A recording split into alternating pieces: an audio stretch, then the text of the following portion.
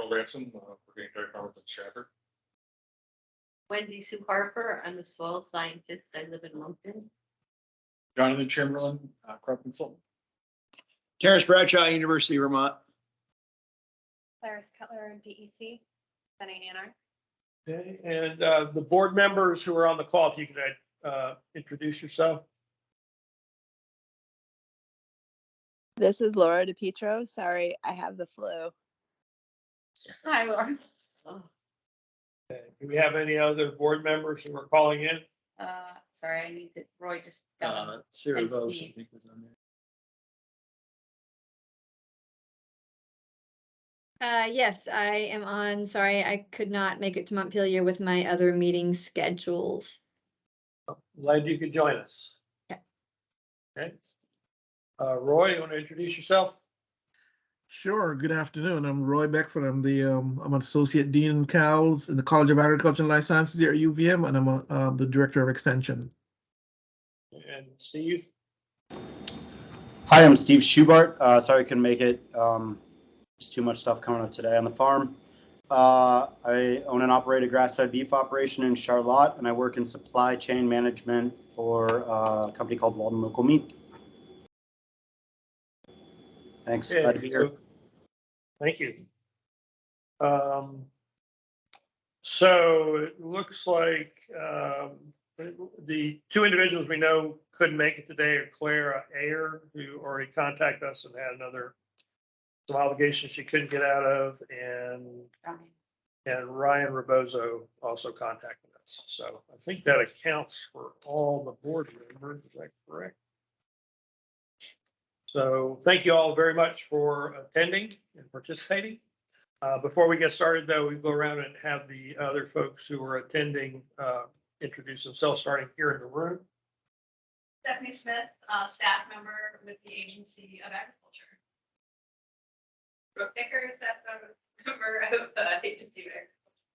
Mark Parmalee, also with the agency. Dave Huber, Deputy Director of the Public Health and Agricultural Resource Management Division Agency. Thank you. And Morgan, why don't you call the folks out on the phone to see who's Sure. there? Well, first, I'm Morgan. I'm Oh, staff sorry. here. So I'm just gonna go down. So Bethany. Bethany Creaser, I'm one of the field staff with the pesticide division in the Vermont Agency of Ag. Fred Putnam.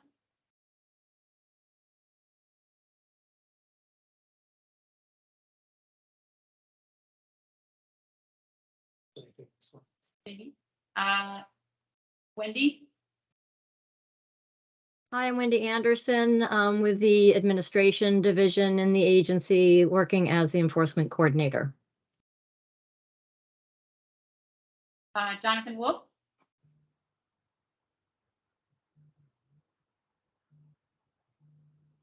Hi, I'm Jonathan Wolf with Primer Piper, Eggleston and Kramer on behalf of Bio, and I've been working with Margaret Lagis on issues of relevance. Thank you. Thanks. Laura Johnson. Hi, I'm Laura Johnson with UVM Extension. Margaret Lagis. Hi, I'm Margaret Lagis, and I work with Bio and Crop Life America. And Mitchell Bradley. I'm Brad Mitchell. I work with Syngenta. Thanks, Fred. I think that's it. Okay, and welcome everybody, and glad we have folks participating in the public. We're going to proceed through the agenda, and there will be an opportunity for public comment at the end of the meeting, toward the end of the meeting. So first of all, we have a review. First of all, let's review the agenda. Is there anything that the board members would like to add to the agenda, or any comments on the agenda itself? Okay, I don't see any. Okay. Second, we would like to go over, if you've had a chance, you sent the meeting summary out last meeting.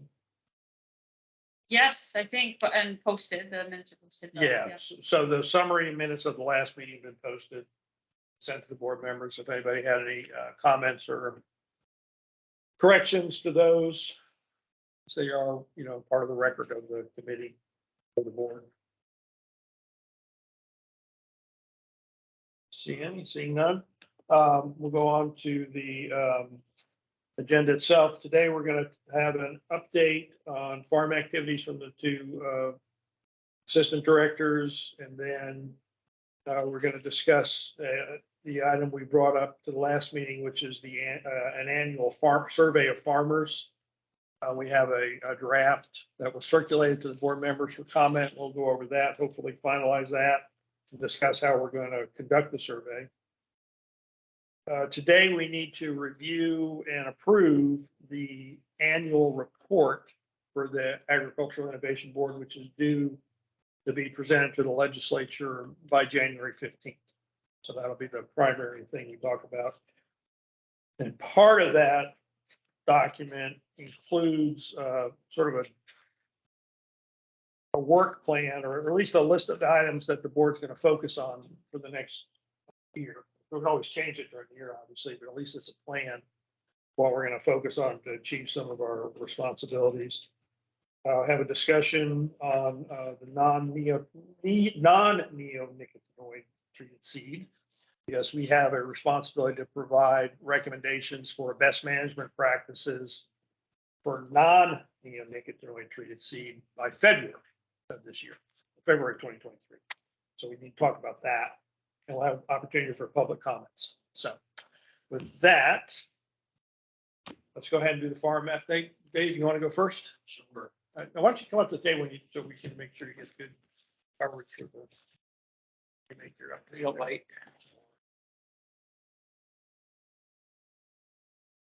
Well, good afternoon, everybody. Dave Huber, Deputy Director of the Public Health and Agricultural Resource Management Division. The update that I have for the board centers around the pesticide regulation. The agency is in the midst of formal rulemaking on the 1991 pesticide regulations. These are regulations that have not been formally updated since 1991. Last time that we met, I gave everybody here an update on the process so far. So this is just building off of that conversation. Since the last time that we've met, we've had 2 hearings over at LCAR, which is the Legislative Committee on Administrative Rules. At the first meeting, the committee said that the agency should discuss with Agency of Natural Resources on a couple of items regarding isolation distances to wells, as far as where and where not to apply pesticides. It was the agency's understanding that that was the sole reason why we were going to be pushed back on a vote until the December 15th LCAR hearing. After hearing the recommendation by the committee, the Agency of Agriculture worked with Agency of Natural Resources to get language that met the mandates of LCAR, specifically making sure that the wastewater and potable water supply rule and the groundwater supply rules over at Agency of Natural Resources meshed with the updates that were going to be taking place with the pesticide regulations. Those changes were made and were given as amended language to LCAR. We had a hearing on the 15th, and at that hearing, ANR spoke and said that they were pleased with the language that had been added to the pesticide regulations. All of our drafts were appropriately submitted within the time frame to LCAR when they need to have their documentation. And unfortunately, after the second 2-hour LCAR hearing,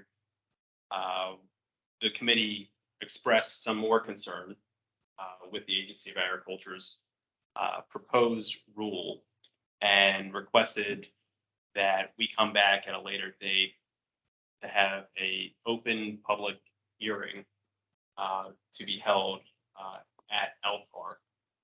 And so in order to do that, the agency, just procedurally to let everyone know what the procedure is for that, the agency was running up against an 8-month adoption deadline at the first LCAR hearing, meaning from the day you submit your rule until the very end, you have to get it across the finish line in that 8-month time frame. At the same time, LCAR was running up against a 45-day deadline. And their deadline is once a rule is submitted to LCAR, they have 45 days to either object or to adopt that rule. So we have two timelines that are running concurrent.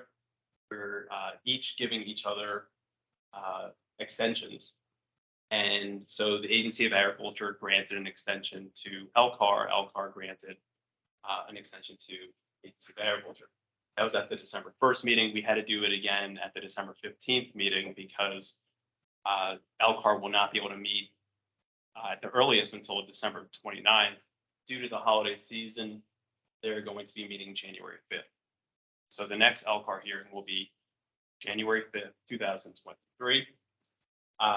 There was a lot of representation at the LCAR hearings by those who are not in favor of the pesticide regulations being adopted as drafted. I just want to bring to everyone's attention in this room that the agency has engaged in very robust public participation and outreach for the past several years. This is not new that the agency has been looking to adopt new rules to make sure that everyone is being kept safe, that pesticides are being applied in a safe and responsible and efficient manner. And so there was a lot of folks there who were not in favor of this new rule and the amendments associated with it. I would encourage everyone on the board, if so interested, to please attend the LCAR hearing on January 5th. The pesticide rules, I believe, are integral to what's going on at the board here. All of our topics take into consideration components of pesticide use, application, regulation, and if nothing more than educational, I think it would be great for everybody to show up. If you're so inclined and you have read through the rules and you think that the rules make sense for your business or your farm or for your constituent groups, for those that you're teaching, then I would encourage you as well to speak on behalf of that. If that is in favor of the rule as amended, then so be it. If it's not in favor, then so be it as well. But getting the public to participate is one thing, getting the board to participate is another. And just wanted to say that to the board today.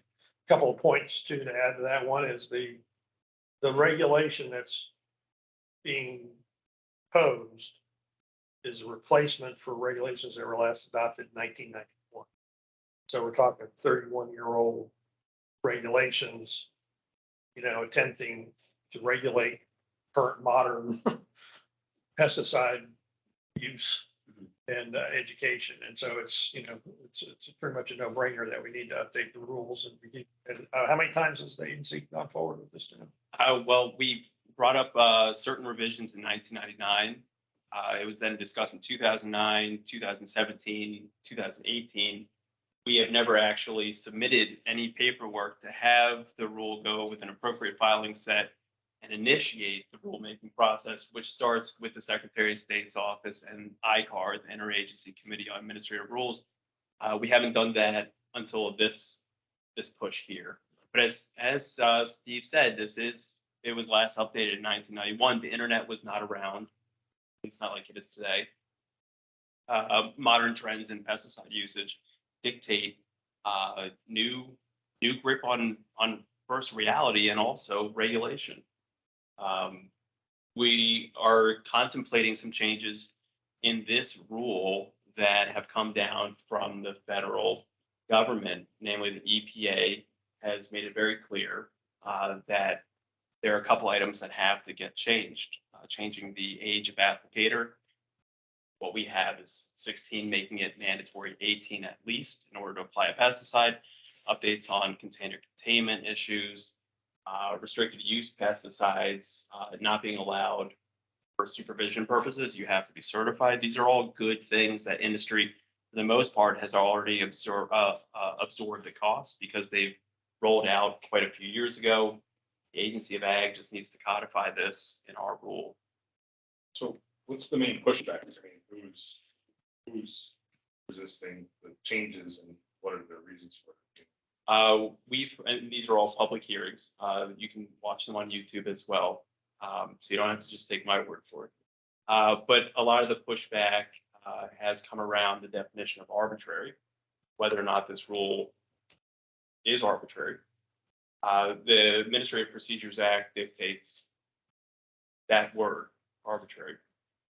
The APA was last updated in 2018, along with some amended definitions. And since then, no rule has been struck down as being arbitrary, just to put that out there. But Yeah, I think the question is which group? sure, Yeah. Conservation Law Foundation has submitted documentation to that effect.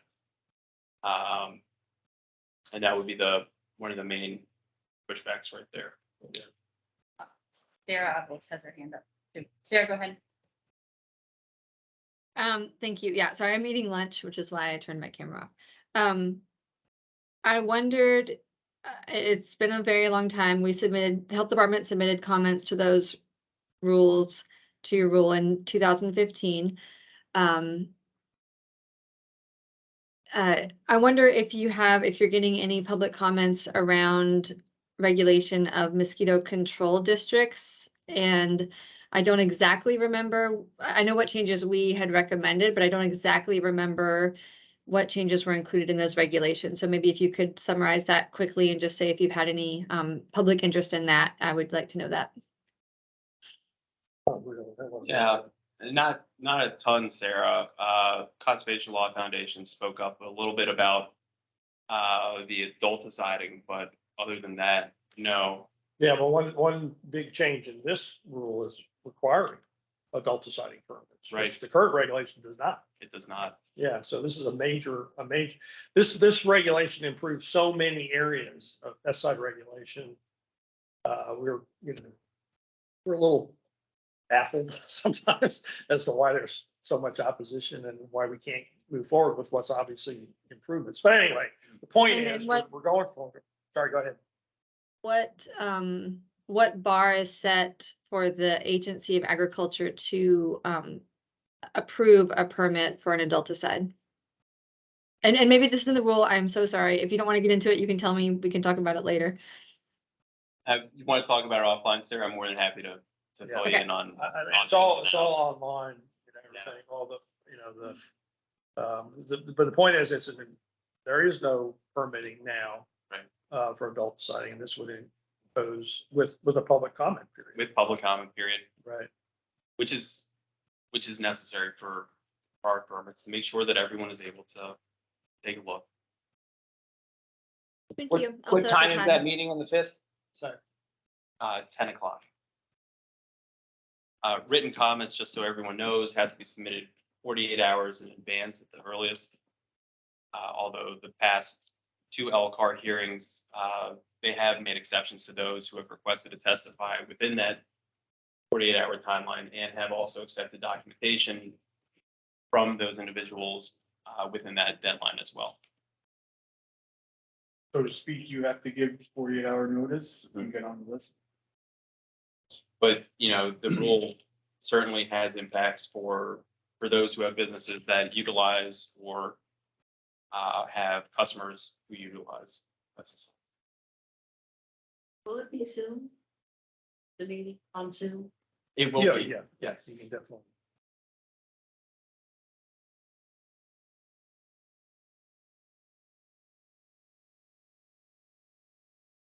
Okay, well, thank you, Dave. And if anybody has any questions, Dave's always available. Yeah, I'll throw my information in the chat here for everybody. More than happy to talk more in depth. Yep. Okay, Stephanie, want to come up here to the table? I'm just gonna pull my chair. Sure. So it's Stephanie Smith, Assistant Director of Farm. We hired someone. That's my update. The agency's hired another individual to assist in the registration of products and label review of products that are done by programmatic staff currently. And those include feed, seed, fertilizer, and pesticide products. And so this person will be integral actually to the seed efforts that the agency is contributing and providing information to the AIB about. One of the first tasks I think we're going to give this individual is to review the seed distributor database from 2021 and 2022, and to look at those seed distributors that have not registered with the Agency of Agriculture, calling them and touching base to see if they should be registered. And if they fail to register in 2022, we're going to ask them to pay for 2022, and then also to do the seed reports that we are required to collect from those seed distributors. And this effort will give this individual an opportunity to interface with seed distributors, to get familiarity with the database that we use, and then to focus on a particular program, seeds in particular. So we're really excited about that. What is a seed distributor? Anyone that sells seeds or distributes seeds in the state of Vermont. End user or to redistribute to others or Package and sell seeds and distribute seeds. packages? So if you're a company that distributes seeds to another company who then packages those seeds, distributes to end user, that middle person is a distributor. That would be the box that we want. But there are many instances, the first company is also a distributor in addition to the second company. And so, but each needs to report separately about who they're reaching out to. But we will be, I don't have the definition in front of me, but I'd be happy to share that information. Correctly. But it is,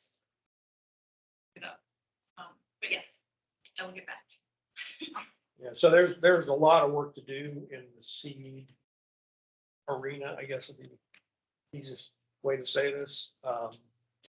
We have, I think it's fair to say, fairly limited information about seed distribution in Vermont. And we're going to need a lot more of it to do some of the things that the Ag Innovation Board is charged with doing.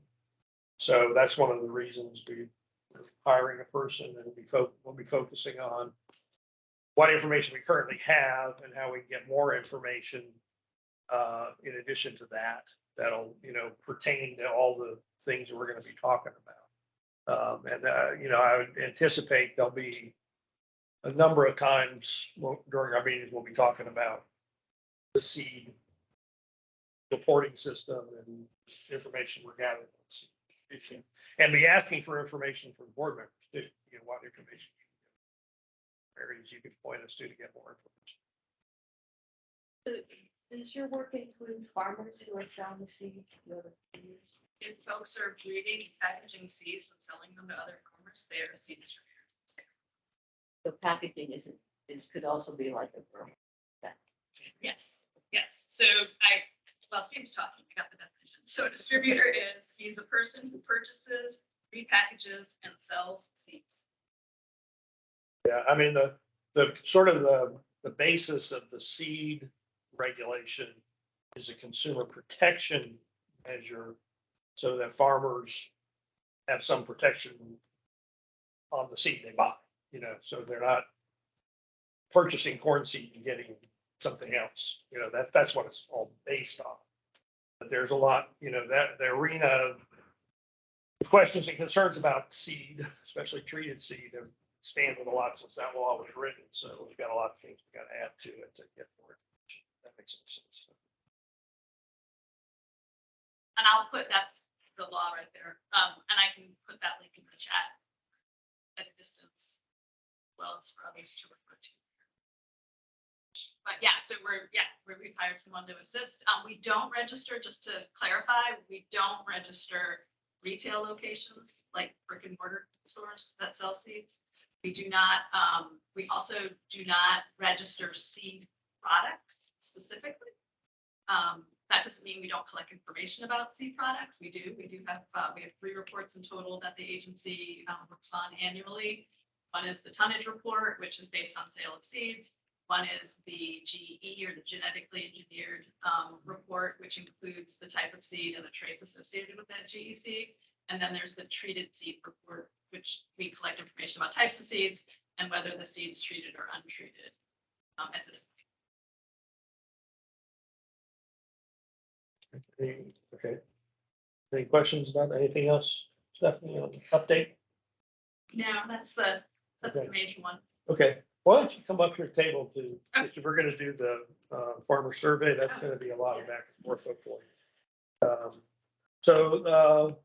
Any questions?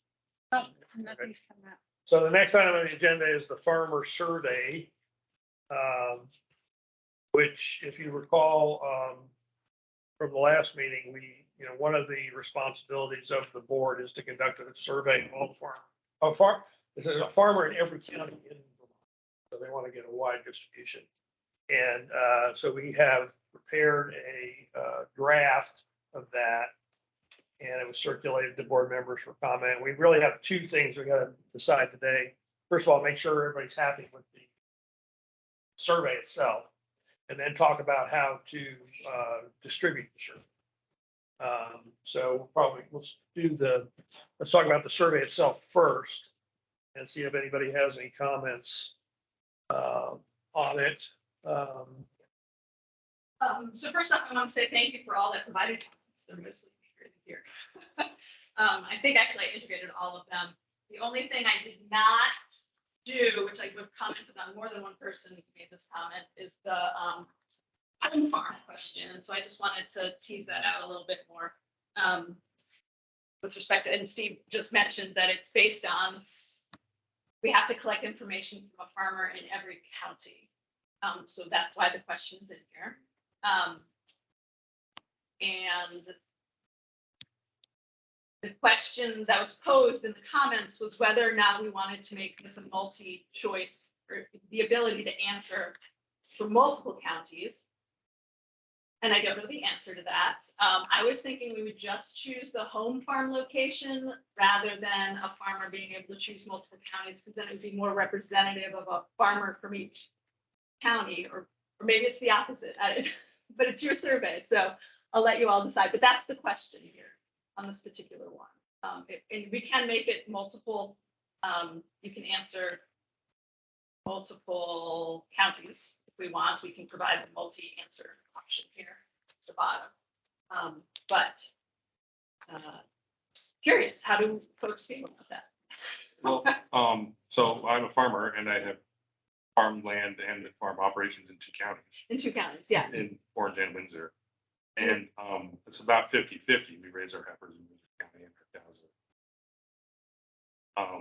And the management's all the same. I don't know. Like, Do you consider one a home farm? Is that even the right terminology, using the term home farm? Well, I hear the main farm is. so we've integrated 2 farms. So me and my partner, like he grew up, we're a mile apart. He grew up on his grandfather's farm, a mile down the road. It's in Sharon. We're in Stratford. I live on my farm. It's his farm, but it's all one operation. It's a partnership. So it depends on who you ask. And he would probably say that that's his home farm. Where he grew up. It's just heifers. So we could both answer the question. But You could both as separate farmers, but it's one business. It's one business. Because then, yeah, because that actually made me go back a little bit in the survey. And would you share the same farm name? Yeah, we have the same. Yeah, I mean, same farm name. only one of us was really the answer. I mean, it's one farm operation. Everything is fully integrated. Who's the operator? So that's the operator is the LLC. Right. Okay. So you could say primary operator, maybe. I would think multiple answer would make sense, because it Yeah. would make sense to catch. It's one thing if you got a little sliver Well, of and land. as farms get bigger and bigger, which they're all doing. Yeah. Is that like the chance to spill over from one county?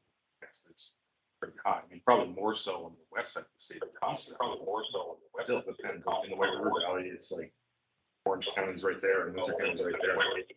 Orange County's right there. and Windsor County's right there. Does it really matter an individual name, or can you just Turn off the microphone. operation or business or something that maybe streamline it a little bit? That's like, I'm not, I don't think it's you, it's not, I don't think it's me. Someone, I think it's fixed. Okay, so we went back. Sorry, we were having a conversation. Should we just use farm name and not ask for operator name? And last name, if we eliminate those questions? I think the operator name is fine because like whoever's answering the question, fill that in. I think the county question is a little bit. You just leave it open. I As think many multiple, counties, yeah. multiple. Okay, yeah, so I think it made makes that more clear. sense. Yeah, So that's, they got multiple answers, so you can. okay. Cool, so, and then I'm gonna back up a little bit more, because there was actually comments made on the introduction here as well. So there's a bit of a charge, the charge of the AIB is in the top there, and then, the next paragraph down, the results of the survey were reported in aggregate to the General Assembly, that's actually outlined in the law. We will not, this is the added sentence, answers will not be attributed to any person or operation, so we will report in aggregate again, just so that folks know that. Because the reason we're asking for identifying information is because this is an annual survey, and I think it'd be nice to have data and have the same, I mean, granted, it's voluntary, but to have the same farms and make outreach to the same farms year over year so that we can gather data and changes in practices over time. That's why I'm asking for, or that's why this survey includes farm operator and the name of the farm in the survey.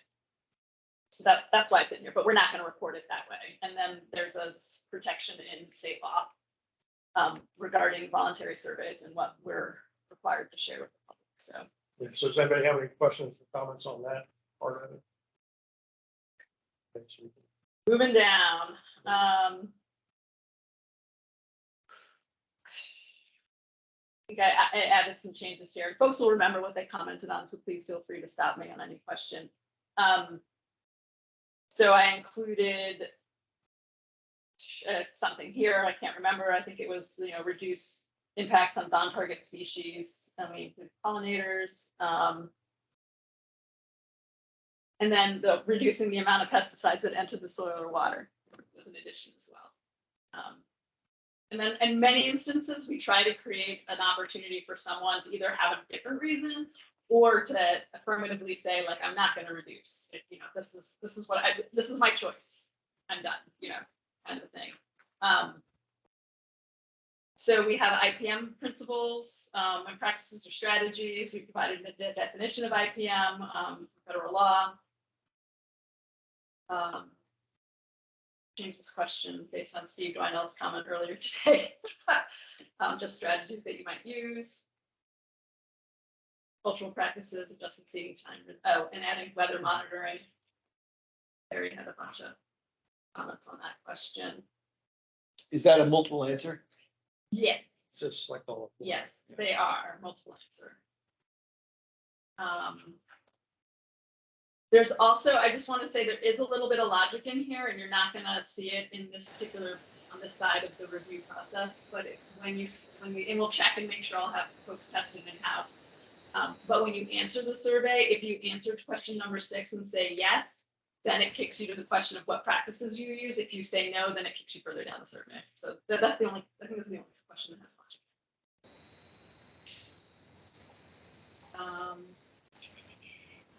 Oh yeah, what would encourage you to practice IPM principles in 2023? So all that apply. We include so social marketing, and then a little kind of explanation of what that is. And I'm interested in folks' opinion. This was a little bit of thinking about how to present it, where you can market your products because you use a particular kind of practice. That's what is meant by this option here, social marketing, influencing people's behavior for society's benefit. I found this in a publication by these folks. Is there another way of saying that? Does that make sense? Is it not? Is it valid? Should it be in the survey? What's the distinction between that and group access to markets? I mean, wouldn't that be included in group access? I don't think so. I feel like a good example might be, Red Tomato won't buy apples that have had, carbaryl used as a thinner. So that's like how you can access that market, use a different thinner. This, I think, is a way that you can. I can say associated with all my products that I used IPM. Right. Okay. That's not the same as value added. I don't think so. I think it's more of a marketing, but Yeah, because they consider organic value. I mean, I understand that organic certification is a value added marketing tool as well. So if that's more common, is that, again, I personally have never heard anything social marketing. No, that's why I was. And the rest of that behind it would not trigger my mind. But, Yeah, okay. I don't. Steve also has. Okay. Yeah, it just sounds like another way to say it might be just market differentiation. Okay. there you go. Does that term make sense? Yes. Yeah, that's very common. That makes sense to me, but that's fine. I don't know if I'm spelling it right. Yeah, There we are. nothing like doing it live. With an audience. Cool. All right. If you use treated seed, comment there. Which kind do you use? Sorry.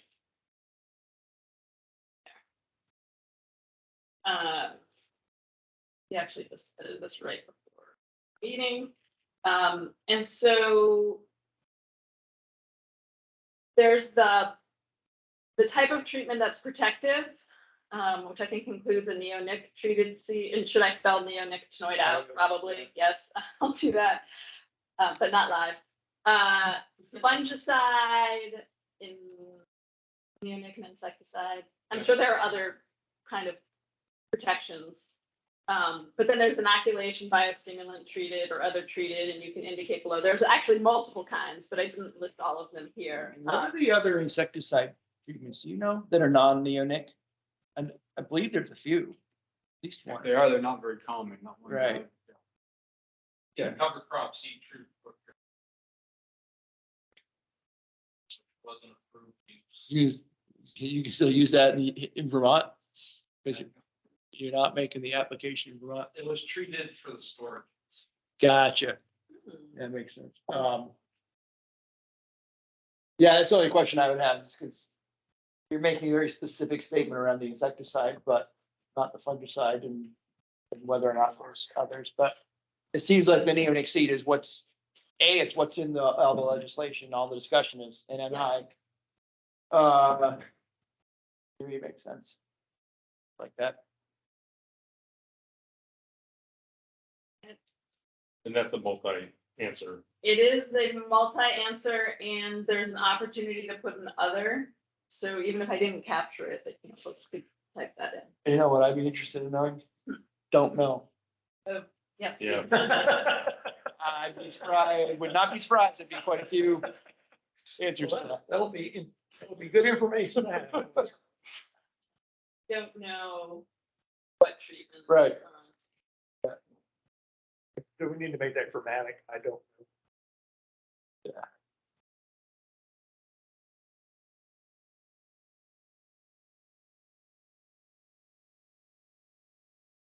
And I will spell out neonicotinoid. All right. If you could purchase a fungicide only treated seed, and this might not be an appropriate question, would you?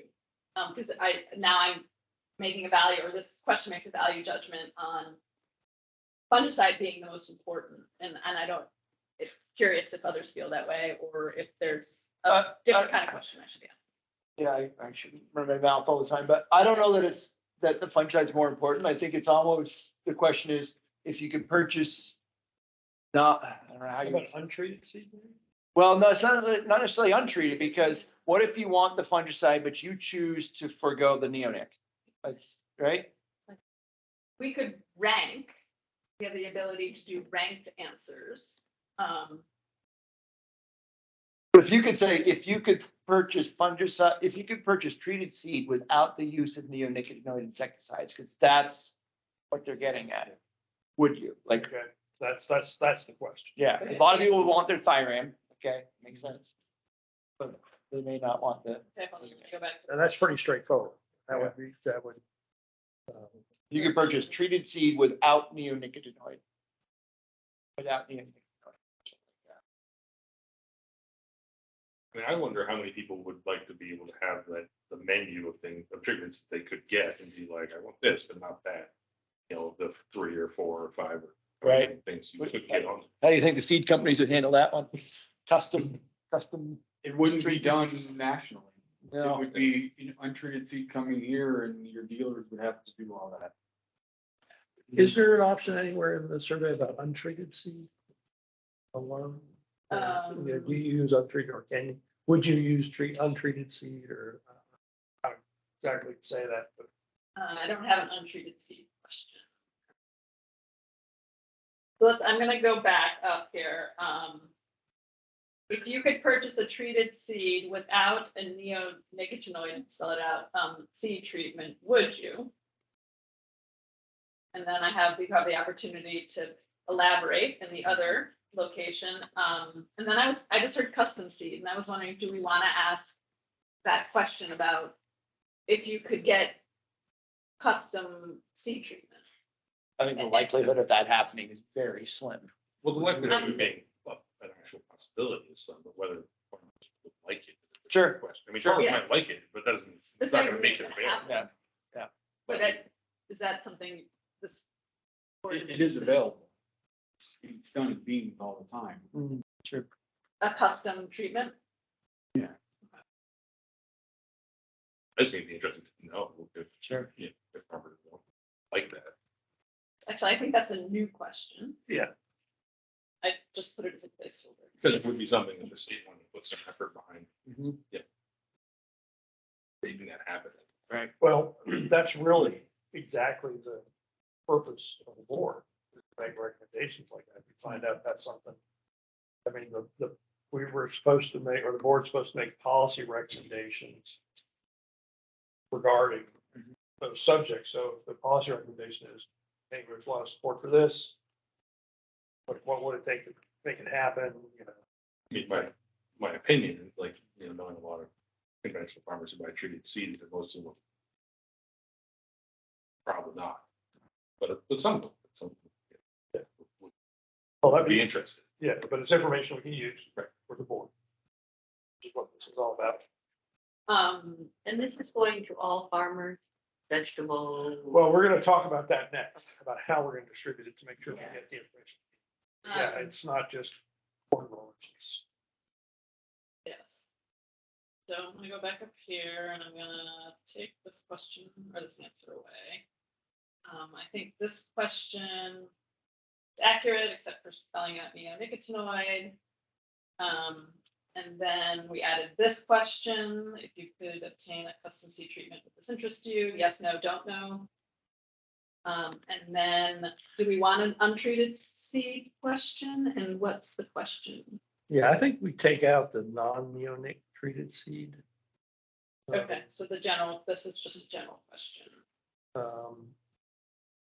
I mean, well, it's really up to the rest of the board to weigh in here, but I think that's kind of a confusing question after all the other ones. Okay. So there's a thought, number 12, if you make that a multiple choice and you put in a couple options, non-nicotinoid seed, if you had an alternative treatment that did the same thing versus just, I mean, nobody really wants to pay for something they don't need, but there's obviously, you know, there's a reason this stuff is getting used. Okay, so if we change number 12 into a multi-choice question, is Something like, what is your preferred seed treatment? What I see here is a question that gets to either policy or education, like. It's obvious in the legislation that there's an interest in moving people away from neonic seed treatments. So what's it gonna take to do that? Give them another option, give them another material on the seed. The other one I would say is effective IPM protocols, effective scouting methods or something like that. To determine the need to use. What else we got? Yeah, the other ones. You know, you might, when I think of organic farmers, they don't use fungicides or neonics. You might have a sorting question that says, you know, are you using fungicides or neonicotinoid treatments right now? And if no, then they can skip to a lower part. You could even say, do you only use organic seeds? Or something. And that'll take out all those questions, Because because you might lose them.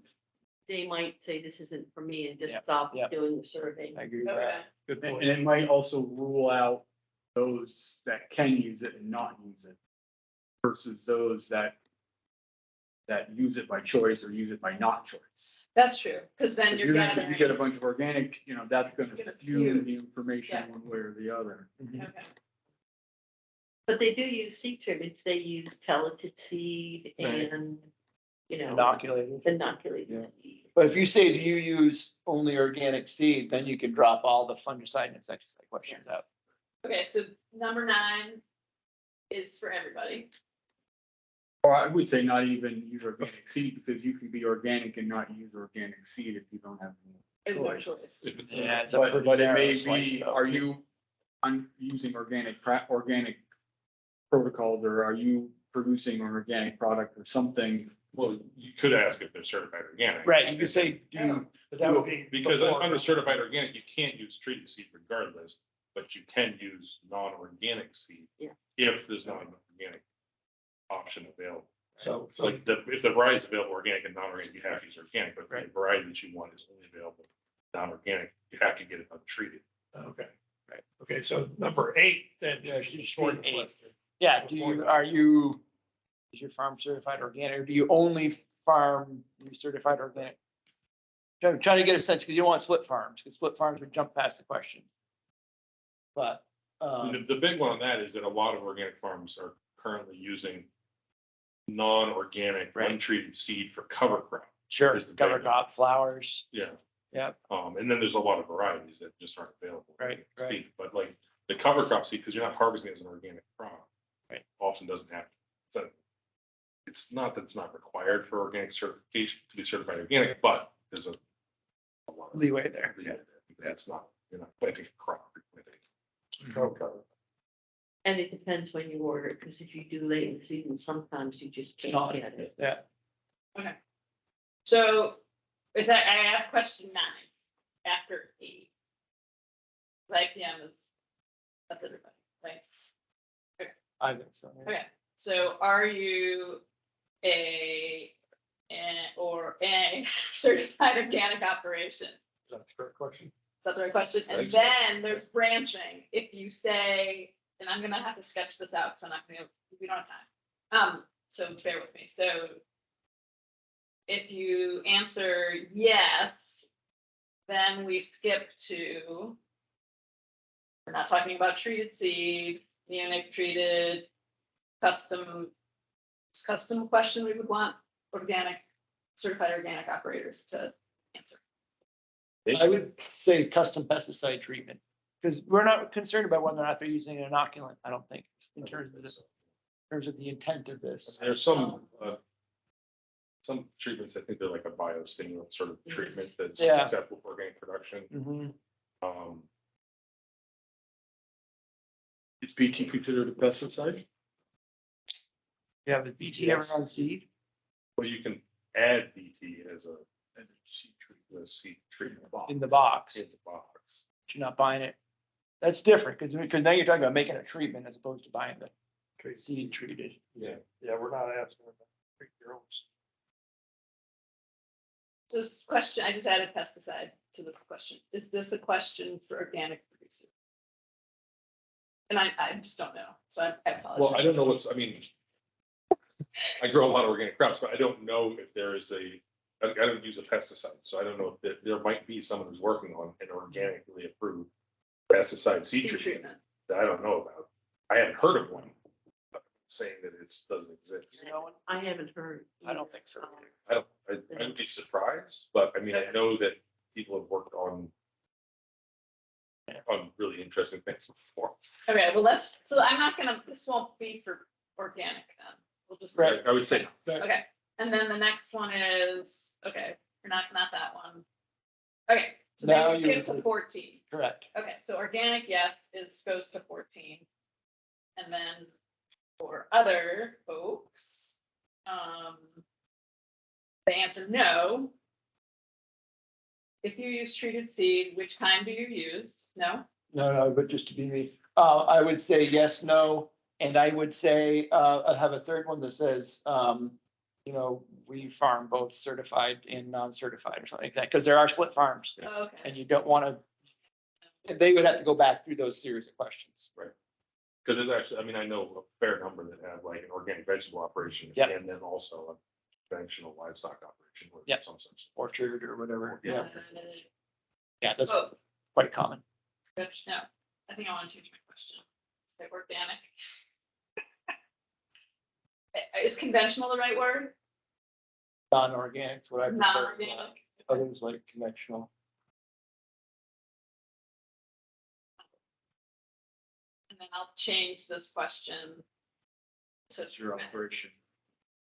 what type of operation you run? And I would say certified organic. Yeah.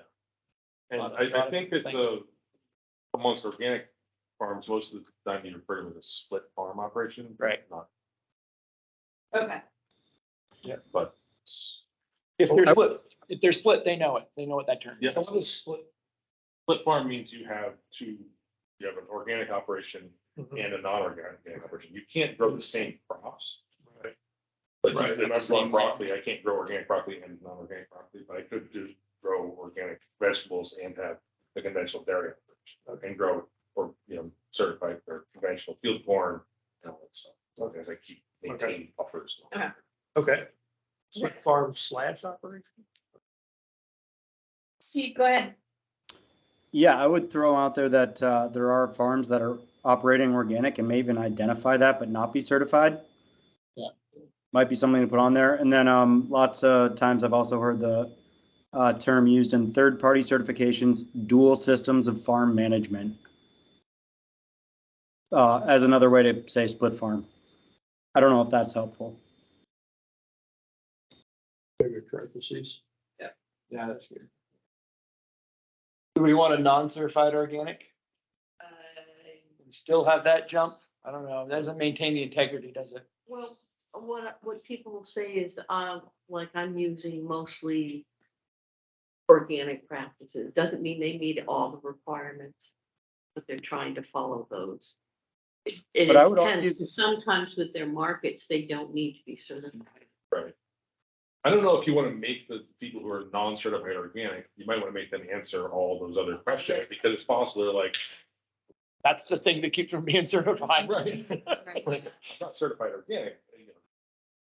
Like, so it might help give you the information that you want. Yep. I heard someone virtual wanting to say something. I was just going to point out if we're trying to capture as many folks, I definitely run into plenty of farmers who identify as organic farmers, but they don't do the certification purely because of paperwork. Yeah. Okay. So certified organic, we'll skip many questions, non-certified, organic, non-organic, and split farm will all answer the following questions. The ones that have treated seed. Okay. To 10. I think we wordsmithed this one already. I have to spell, yeah, I'll get there. Okay, thanks. If you could purchase treated seed without a neonicotinoid seed treatment, would you? Yes, no, I don't know. We did that one. If you could obtain a custom pesticide seed treatment, would this interest you? Yes, no, I don't know. So up one more back to 11, sorry. Okay, no, that's Uh, fine. We add another option where they could say, yes, I would like that, but another insecticide option. I don't know, is that something we're trying to tease out as well? Are people still concerned with the insecticide, or is it just they don't want as much seed treatment? I don't know, you guys tell me. So the question, if you could purchase a seed treatment without a neonicotinoid. Insecticide, maybe. Yeah. Treatment. So you don't have to repeat seed treatment. Oh. But it also points out that neonics are an insecticide. Go to the next treatment, there you go. Without a neonicotinoid insecticide. Oh. You gotta remind people sometimes that that's an insecticide.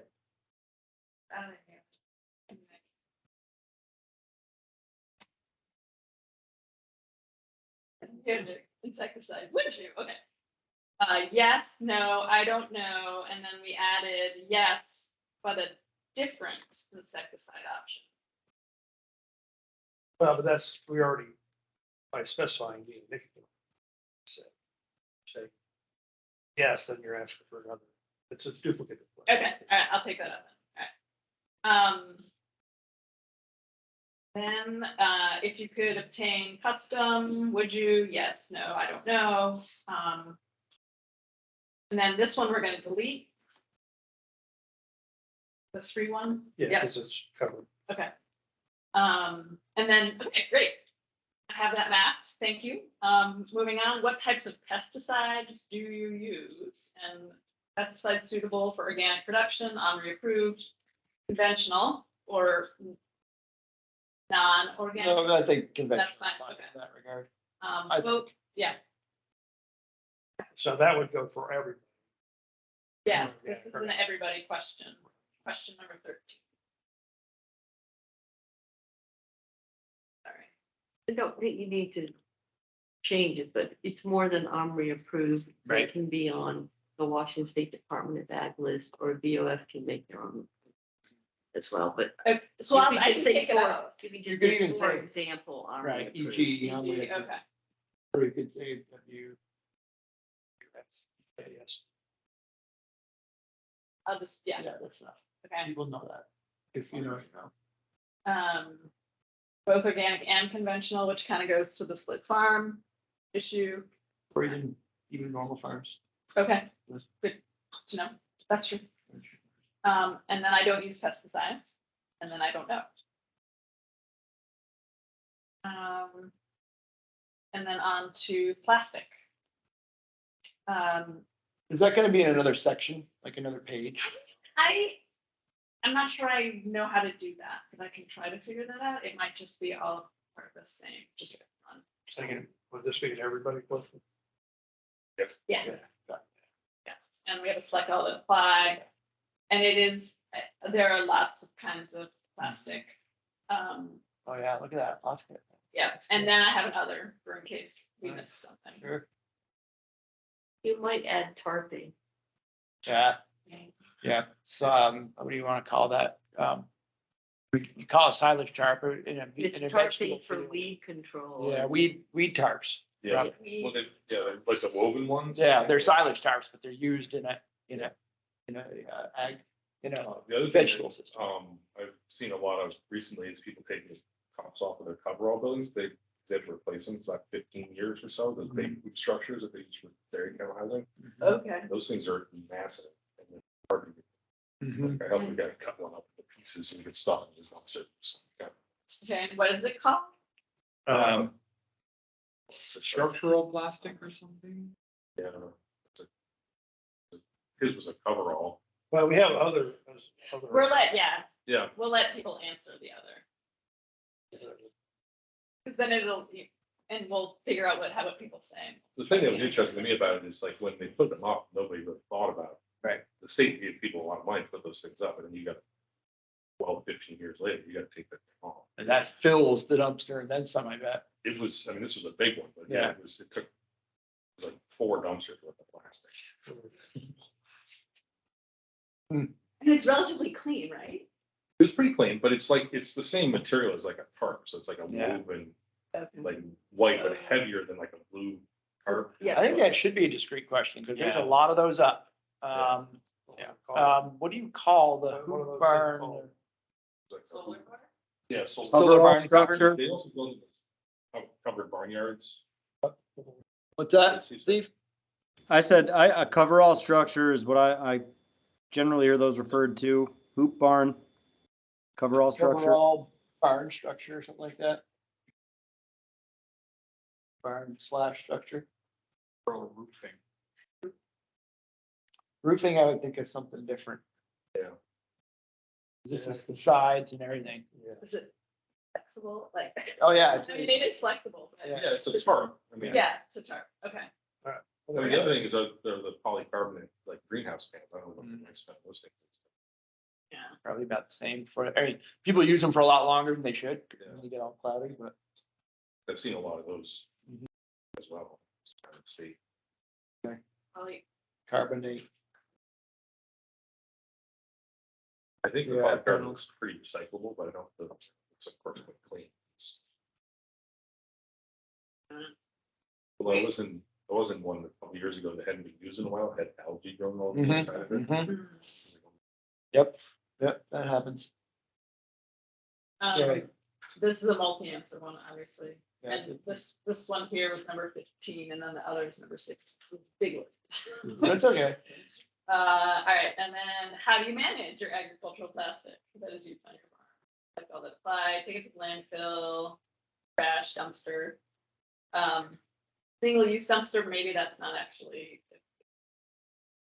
Just dumpster.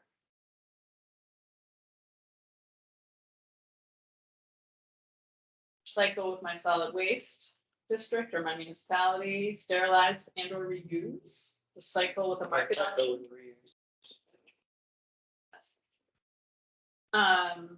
Dispose of on farm.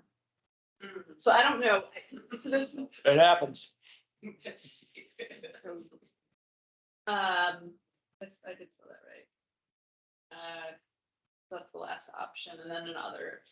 Do you want to define market option, like e.g. deposit, or I assume it's like a deposit, and then, I don't know, what is the market option?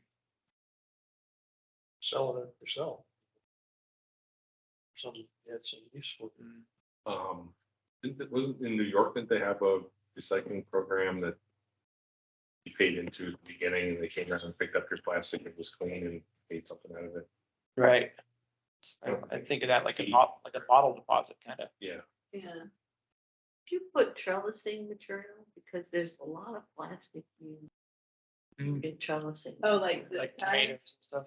Tomato clips, the strings they use, the netting they put up for the. We have netting. Let's review. We have plastic mulch, round bale wrap, plastic nursery pots and trays, drip irrigation tape or tubing, green and hoop house covers, so greenhouse for hoop house covers, bunker silo covers, silage tubes, feed and pellet bags, bale netting and twine, maple tubing, mainline, fruit netting? No, different. No, fruit netting is different. Yep. That's to keep Okay. birds away. All right, so what was it called again? It would be, it's trellising material, trellis and clips.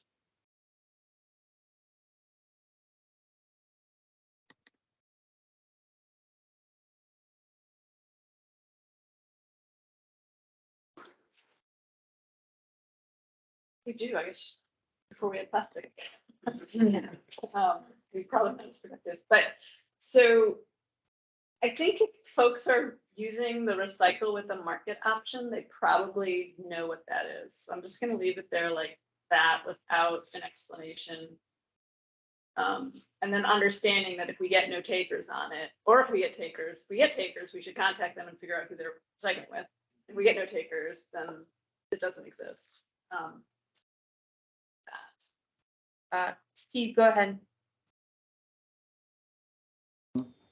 Yeah, sorry, not sure if this is the place to address, but we're talking about plastic, are we interested in like bunk tires? Well, no, it's something different, I think. Different. Yep, Yeah. okay, yep. Yeah. The whole thing about tires we talked about. There was something for tires, right? Um, So what would it take to change your current practices managing agricultural plastic? Totally looking for more input. We have cost-effective, reusable product alternative. Do we care about reusable? I say this because we've moved to some, I don't know if we've moved to, but we've trialed some paper mulch, paper bed mulch in some of our, Okay. as opposed to plastic, weed mulch. So would that be Cost-effective. viable alternative practice that doesn't include? What do we want to see here when you say change current practices? We're Use- looking. Reduce plastic? Reduce or- plastic. Yes. Take Or- to or- reduce Plastic. To- Well, we want to reduce, or do we want to capture the stuff that is used and Well, let's see what. reduce, reuse, recycle, right? Yes, if it's recyclable, I think that's a good option, you know. Not as good as not using it, but it's better than chucking it. That's the whole hierarchy. Earlier in the survey, one of the questions is, would any of the following reasons persuade you? And I wonder if there's less of a judgment instead of using what would it take? Okay. Yeah, yeah. Would any of Yeah, the following good call. reasons persuade you?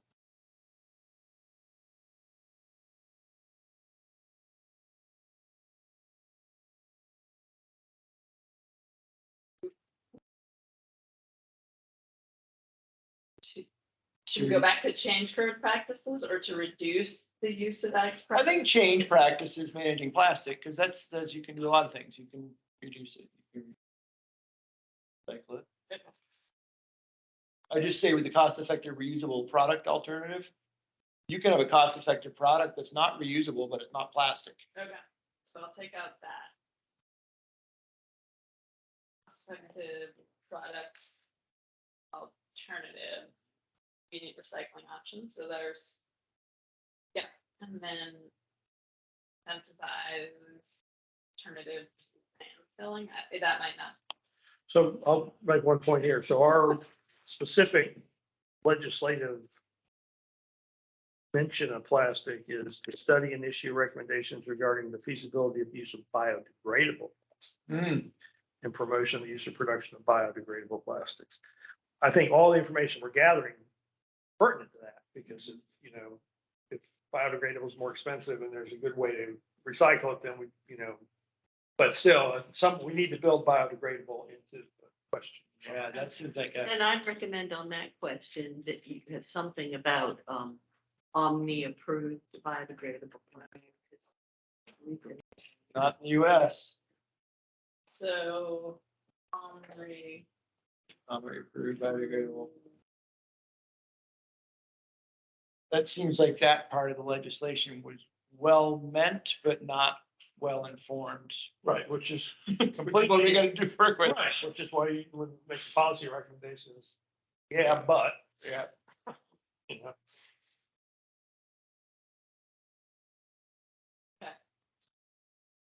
Do you want the question instead of reason? Yeah. They're not, it's not like a. sure, no, And then probably think about, there's one up above the neonic one, you could use that same language. okay. Let's see.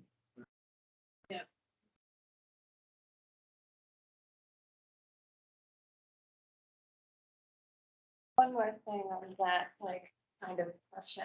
I think we got rid of the one that asked, would any of the following reasons persuade you to not use a neonic treatment? I'm wondering if we should still have that, or if I missed part of that. I think the only one we eliminated, and I'll go back up, was ooh, you're right, wait. what was number 12? There's one, what would persuade you to reduce pesticide use in general? Or I'm looking at an old Version, yeah. sorry. The one I got rid of was number 12, previously number 12. which I have printed out on my desk in my office. But it was a free space and it didn't have options in it. Right. But then the earlier one that you guys have may have options. Yeah, in it. Okay. it's number 5. To reduce pesticide use in crop production. I just don't know if it's still worth getting to the neonic treated seed specific question, like if there's an alternative, or maybe I might just be getting. Sorry. I'll go back and look at it. And if you're willing to let me make a judgment call on the board's behalf, I may reintroduce question number 5, which I'm not looking at right now. But Clarice has pointed out to us, to provide options. Just would these options persuade you to reduce the use of pesticides? Right. Right. Okay. That's the right lingo to use. I Yeah, think. okay. I will integrate it. I bet that the list of possible reasons or options would be pretty similar to question number 5. Okay, in the list that you're, okay. So I'm gonna throw that one back in. I'm seeing some heads nod. And I don't think it takes us astray, but it does give you, it's not me, sorry, I keep talking about me as like I'm you, but I'm not. Facilitating your will. But I will integrate that question back in. Yeah, I'm just going back. All right. Okay. How many more questions are there? Like not many. Okay. I we think, need to- yeah, we need to roll and there's, yeah, so anyway.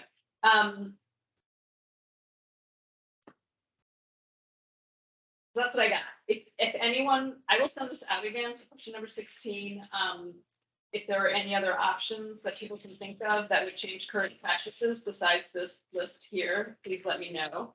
We do have the other option though, so maybe we can just let people tell us what they would do. And we can leave it there. All right. Next question, which soil tests do you perform? And that, you know, to determine nutrient content or deficiencies, to determine presence of pesticides in soils. You might add heavy metals. Okay. Is that something UVM does? Okay. And then this Cornell Soil Health Test, which has it gives you a full picture. It does biological, chemical, and physical. Should we call it out specifically, the Cornell Soil Health Test? I would say, The veggie people have to use that one. yeah, orchards have too. If you say soil health, much of that is, Soil health. yeah, really. Yeah, instead of determine soil health, it's determine soil. Properties. Properties, yeah. Or you could even just say standard soil test. I mean, they don't really give you soil structure and physical on there, but. I mean, is there a test that you can get pH, soil structure, and physical property? Cornell Soil Health. Right, the soil structure and physical are, you gotta dry yourself, right? You've got to have somebody go on site with a penetrometer and look at where your density is. And you can do some things, pay, somebody to do stuff with your soil if you want, but I don't think most farmers do. It's more researchers than me. So you should add heavy metals. Yes. Okay. I'm gonna take out Cornell Soil Health Test because I think that's what's captured in the determined soil properties. No, I would keep it. Okay. It's a specific one that people pay for. I would get rid of the determined soil. Okay, so we'll get rid of this one and we'll put, I would say standard soil test. When people say standard, they know what it is. It's the $20 one, not the. so this one's a standard. I think you might have said that in the first one. Yeah. Okay, Oh, did I? Nutrient content deficiencies, yeah. Okay, so that's that. So then heavy metals is this one.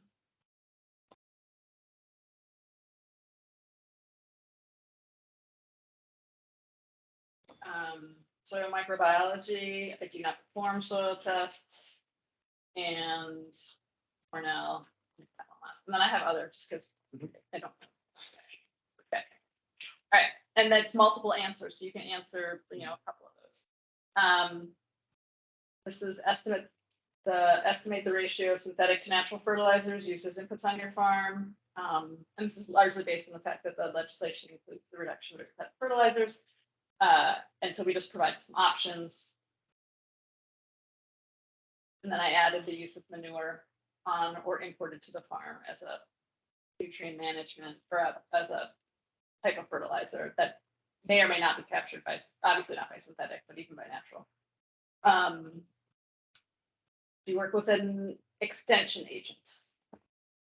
So is that appropriate? Like, where I think we've heard that extension agents, quote unquote, may or may not exist. So where, is that something in our mandate that we ask that, or are we specific to extension, or are we specific to a professional, or I don't know. That, you know, this is something where we could tease out, because I'm interested in how much crop consultants, private consultants have taken over in the vacuum of extension. So I would say maybe, Make it multiple choice, like who? yeah, What professionals do you use for consult? NRCS, could be. Yeah, private Do you consultants. call them extension agents or you call them extension educators? Extension specialists. Some are, Extension there's really no agents, but extension Yeah. specialists. Or certified crop consultants. CCAs Or anybody else? Are they types? No. The Milford, Vermont has Milford, some Vermont. folks that will work with, Okay. Yeah, I believe they still do. yeah. What kind of what, consultants or professionals, or I don't know which. yeah, what How do you obtain here you go. agronomic advice or Something like that. Or, yeah, would that cover vegetable and fruit production? Agronomics, not necessarily, right? Because We that's have a specific to technical crop and services soil. provider. Yeah, yeah. Okay, how about this? Laura I think Yeah. Laura just put that point in there. What agricultural technical service providers do you use? Yeah. Thanks, Laura. What agricultural technical service providers do you use? And use can be a broad thing, from reading their newsletter to Yeah. paying them to having them come to your farm. Type of. So. So now you can say we're, extension Oh, well, okay, extension. Specialists. specialist.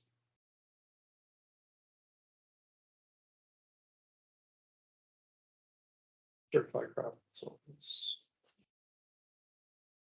That like private industry, like private, not like.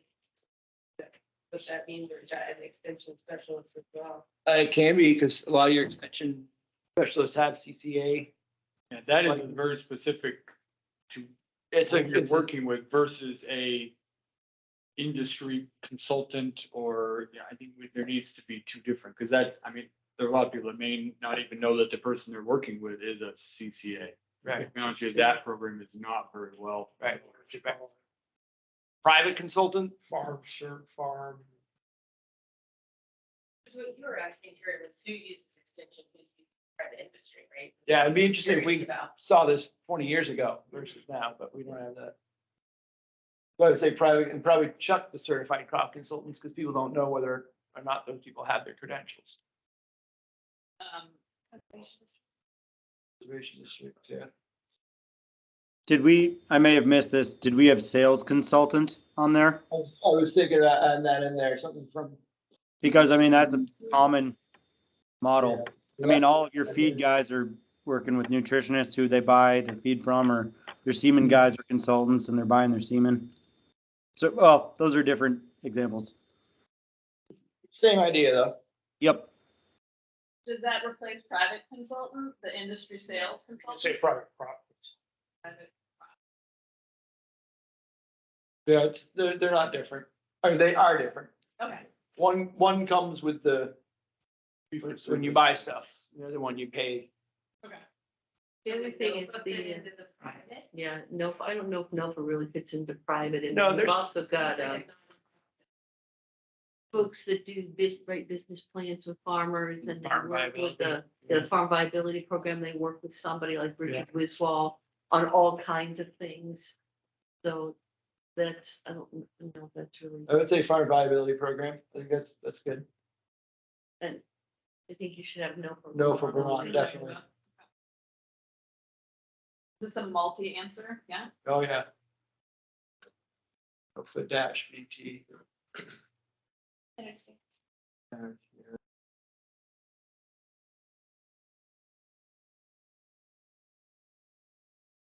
Your neighbor. Or I don't know, or I don't. Yeah. Natural resources. Well, I mean, the other thing is that like, you know, there are people who, I mean, it's not probably caught in there somewhere, but like, you know, going to conferences and stuff like that, you pick up a lot of stuff. Just Yeah. talking to people. Yep. Yeah, but I mean, we're trying to, I think this is aimed more for who's out there on the farm with you, you know, as opposed to. About industry associations? I don't know how much that's happening now, but I know that like the apple growers used to do a specific summer, like educational meeting on farms. Well, like the Grass Farm Association does that. They Yeah. have pasture walks. And Yeah, it exactly. actually costs money. You go to a farm. with- Yep, the question is at the top. What's the question? Okay, yeah. Go back. What? Yeah, I think so. Or which, maybe.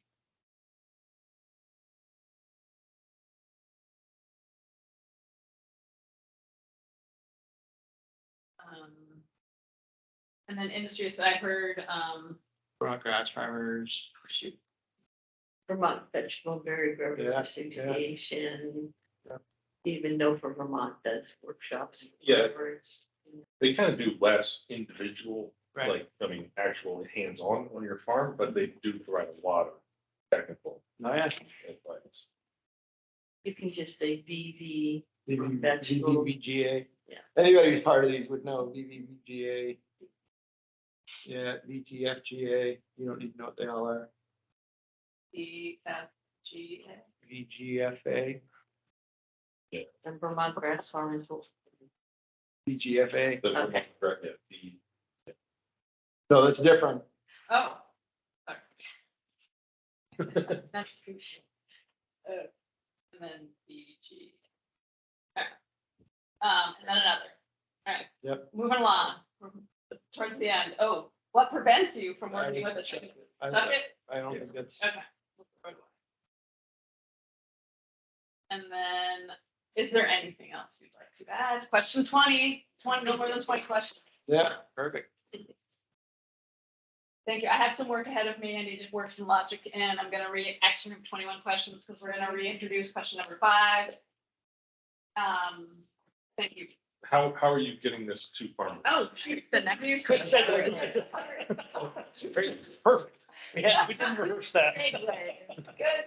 Yes, so we are thinking about creating an agr.aib@vermont.gov email address. And so if staff are doing work on behalf of the AIB, we would use this to be the communication tool, and then we could receive emails back through that tool, and then be at least 4 of us, I think, here at the agency that would have access to that email.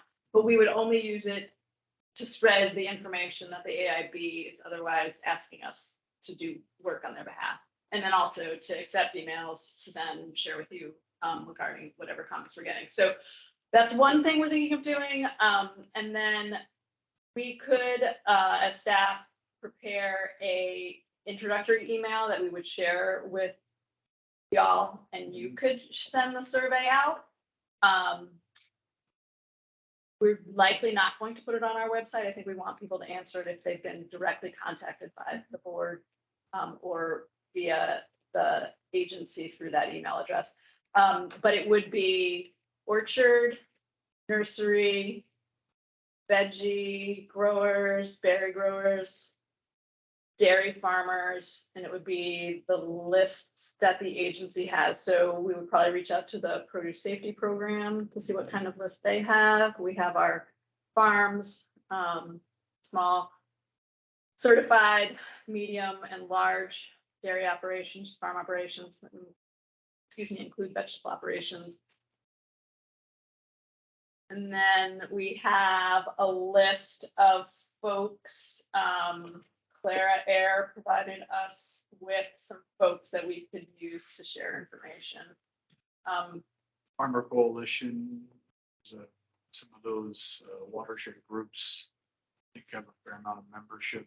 Okay. Connecticut River and Franklin County. Watershed Valley. So, I mean, the things I didn't hear were beef, goats, sheep. And those are not, I'm thinking about the traditional extension lists. Yeah. Those are not lists Yeah. that Extension presently maintains, to the best of my knowledge. The other one in my region is horses. The amount of hay that you consume is like driving our economy right now. And they actually. So there is a horse industry. Yeah. So we could reach out to the horse industry. What industry associations? I guess we would be willing to share this contact, this information. Let me. Okay. Slow down just a second. Okay, so we need to decide, or the board needs to make a recommendation on the best way to disseminate this to the fund. Okay, so we have multiple different options. And first of all, is the board comfortable with it coming via email? Sending the survey via email from an email that says agricultural innovation at Vermont. Everybody okay with that? You know, we would keep the email in house, but it would come out, we would send it out on behalf of the board. Yep. And the email would say Agricultural Innovation Board. Vermont. Does that work? Yeah. Yeah, I think it's not a bad idea to even to brand the board in farmers' minds to know what the heck this is about. Yeah. And like I said, you mentioned like create an email that's ready to go. In fact, send it to what you got and then have that list of extension people, other service providers, NOFA, and have them send it out. You know, when if you've got something like Agriculture Innovation Board, that could go to a lot of different farms that would turn it away. But when NOFA hands it over, they'll say, oh, this is the sort of thing I should pay attention to. So that's the second question. Right. The second question is, so we have, and Laura just, is that a? Yep, she just said she has a list, water quality, we have emails for most of the permitted and certified. Yeah, so we could do it multiple ways. Right. And so that's what we gotta discuss and make a decision on is, do we send it, just let the agency send it out? Or do we provide introductory email for whoever, you know, whatever association and let them send it out also? With all the results coming back to the AIB. What is So there? the results, let me just clarify, the results come back into this Microsoft form, right, directly to the agency But it all puts all the information together. and to a spreadsheet, and then we just have a spreadsheet, yeah. Is there a problem with doing? No, not at all. That's what I'm asking. As long as you say, please excuse duplicates or whatever at the beginning, but I think you need to, if we want to cast the net wide. It probably wouldn't be a bad idea to have kind of that master list that the agency has of the usual lists that we send, that, you know, that it gets sent to. Like who who runs each of these different lists. Yeah. Right, I mean, I'm assuming it's gonna filter so you don't get like multiple responses from the same. I maybe need to have. Because if you get one, then you say you get another one and you answer it the second time, it's like. Well, if we have the farm name, Right. we would filter by farm name, and if we got duplicates, we would just eliminate. It's a long enough survey, I think Most people are not. There was a one or two session. It's not duplicates, it's getting enough back. Right. Yeah. And that's the thing, I think you want to get, you know, wide nets. Yeah. Okay, so let me ask this, we make a decision. Definitely, the agency will definitely send out. Mhm. What we got. Which associations, or extension personnel or extension office, should we send the introductory email for them to go ahead and send out? Which association should we send? Scribble this down now. Yep. Apple, that's me. Okay. Veg and Berry, that's Vern Grubinger. Okay, so this is extension or? This is extension right now. Okay. So, okay. So you. Oh, grape is me too. Yeah. Apple and grape is me, veg and berry is Vern. That's it on my side. Figure out the rest. Yeah, I think Heather Jarvie's field crop, right? I don't know whether she covers statewide or just that corner, although when Heather speaks, everyone listens usually. If Yeah. she's got credibility. So when you Um, say, is that the grass at the G? Or that's separate? I'm sorry. Field crops, when you said field crops, is that covered under the, what was the GFA one? Oh, Was- Vermont Grass Farmer Association. Okay, That's a, different. that's a private industry. Yeah. Okay, Um, and I'm still thinking extension wise. About NOFA. So, yeah, I think you should send it. Oh, to, absolutely. Who's the outreach person there now? Mike Dillon. Maple. Right. Yeah, there's the, Rain Doors Association. Yep, yep.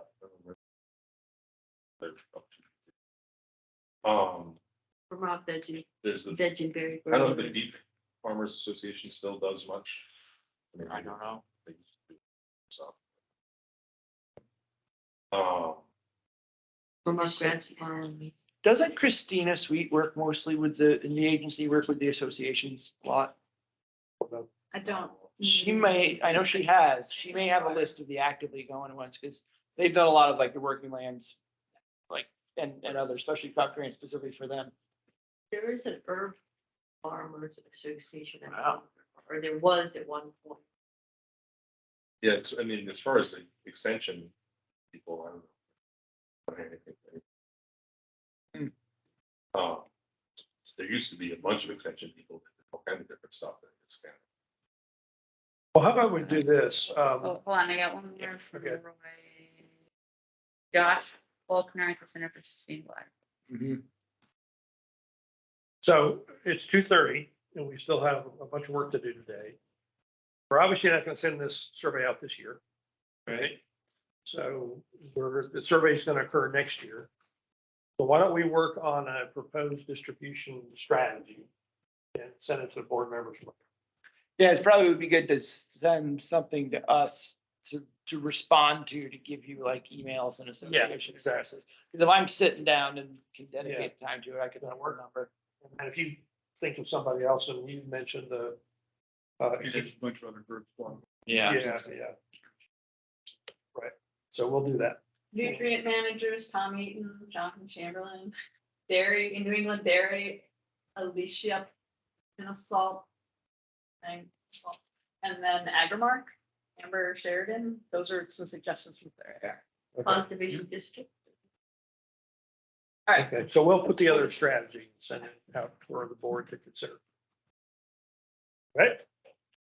So do we need to take a break? Do we need to take a break?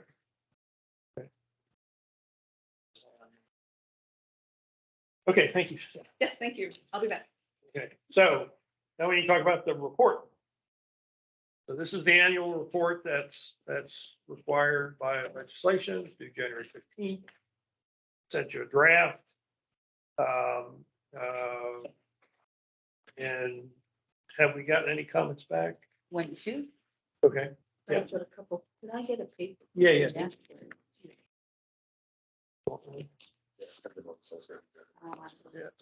I can put it up on the screen. Okay.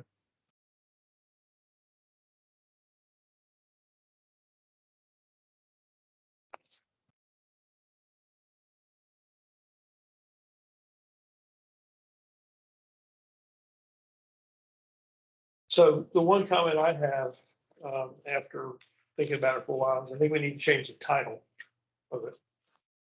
The title says annual report recommending policy solutions, but if you read the report and say, we make no recommendations. Yep. So it's kind of misleading advertising. So I think we ought to change it to just annual report of the agriculture commission. Agreed. Okay. That's what we'll do. And, okay, so, and then that's pretty much my only comments. My comment one was because I downloaded this in Word, and Word does all this stuff now. There was one comma that was not. Fix that. I didn't, but I can do it right in front of your eyes. And then the other one was, Yeah. Place. Right before it, I think. So it's, I just thought it is, yeah, so it's in the section, so policy recommendation status. Right, looking at samples. Porter calling stuff, and I just thought, the language suggested that there might be no off-target issues, and I thought that maybe it should say, something that kind of recognized that, you say what I said? Yeah, so I it know. says, it should say the extent, so instead of, right now it says to learn if chemicals are moving off target, and so we choose, It says the extent to which chemicals are moving. Yep.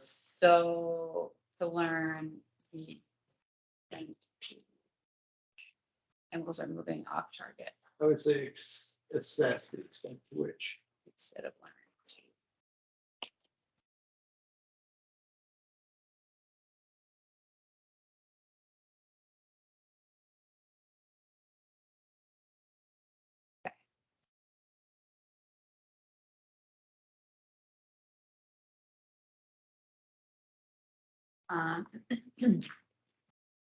Sarah Vos commented in the chat that she read it and has no comment.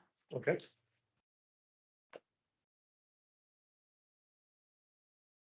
Yeah, I think overall it's a solid report.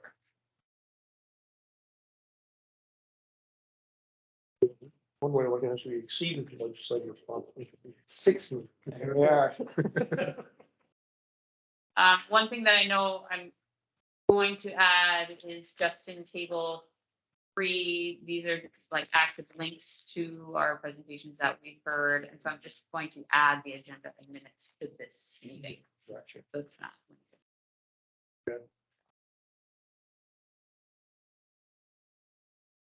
At the top of page 5 in my copy, there was an S missing at the end of charges. Oh, I think someone else had that. Right. This one right here. It's Right, like yeah. the board will focus on these areas and, Telling you something, charge. yes, it's many charges. Yeah. Yeah, yeah.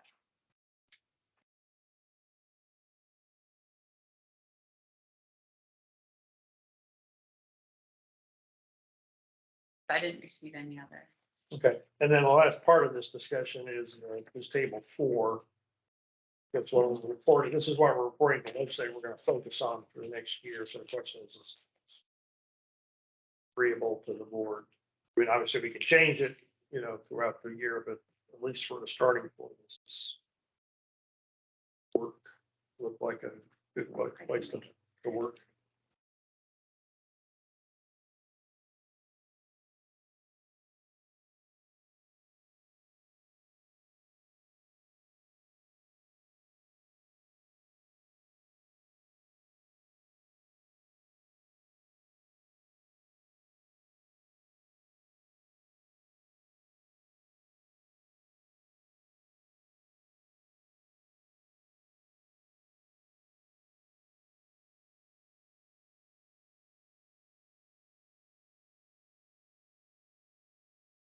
But no, I'm jumping ahead to later in this meeting, but are we ready for number 7? The VMPs for non-neonicotinoid treated article seeds?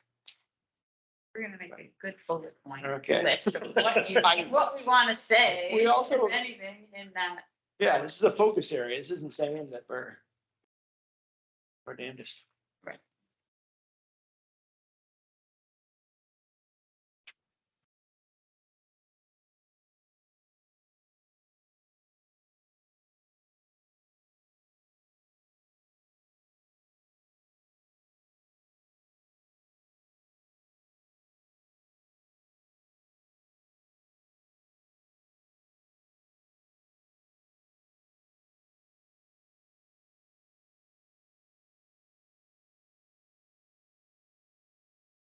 Okay, well, that's, unless people have any comments, the one thing I will say is, one of the things we'll need to decide today is, what we're thinking about meeting schedule obviously we're gonna have to meet in January, we already decided that, we'll talk about February board.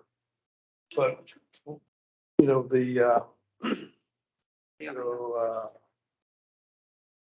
number 3, which is advise the executive branch and general assembly with respect to legislation. I mean, that depends on what gets filed, obviously. Broad.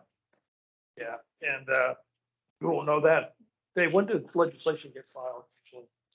The reports, No, legislation, new bills. When was new it? bills, Oh, they, usually usually the effective date is July 1st, but they can come out at any point during the session.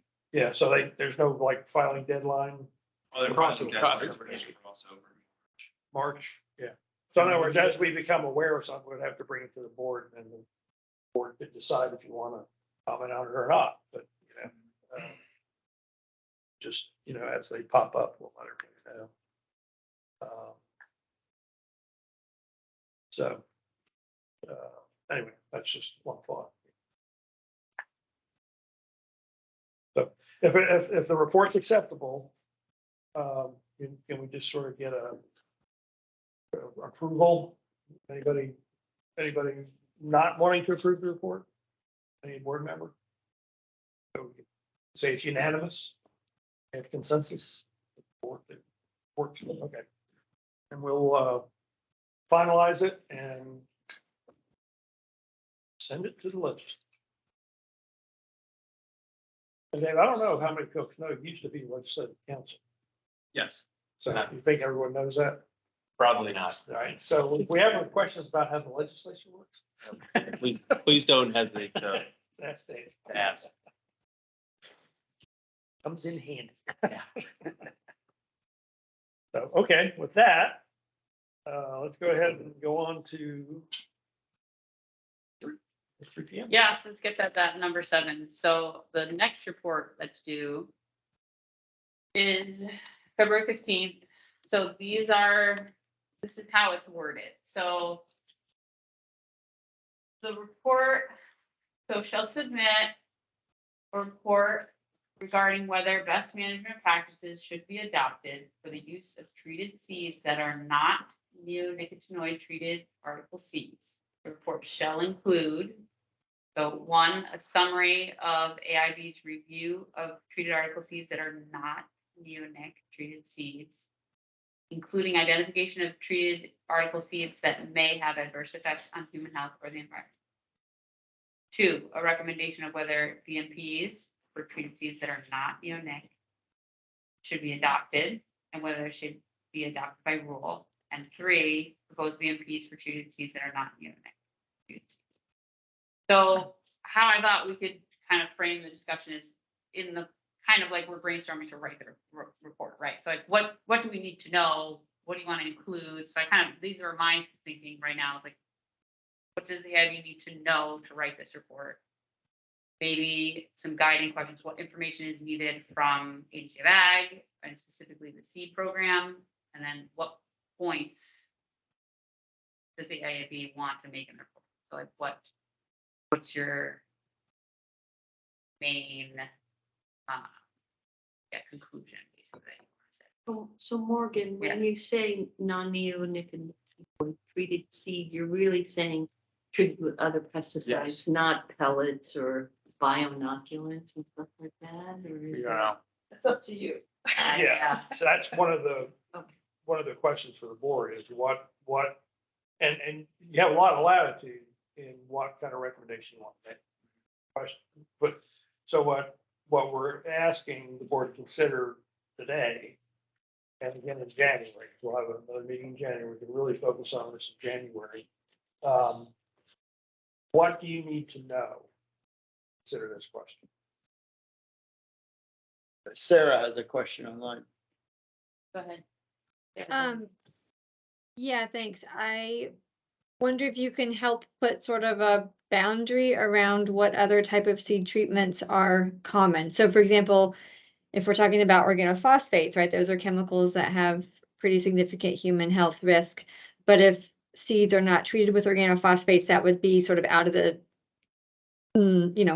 playground or whatever. That's not the right, a sandbox. Yeah, so maybe I think it would be nice to know what are the other common seed treatments that are non-neonic. You might be the best to.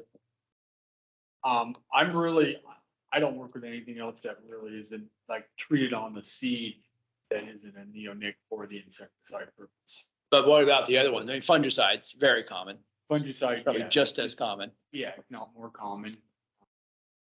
And then there is biologicals, there is, bacteria products. I mean, there is a lot of different treatments that are outside the realm of pesticide.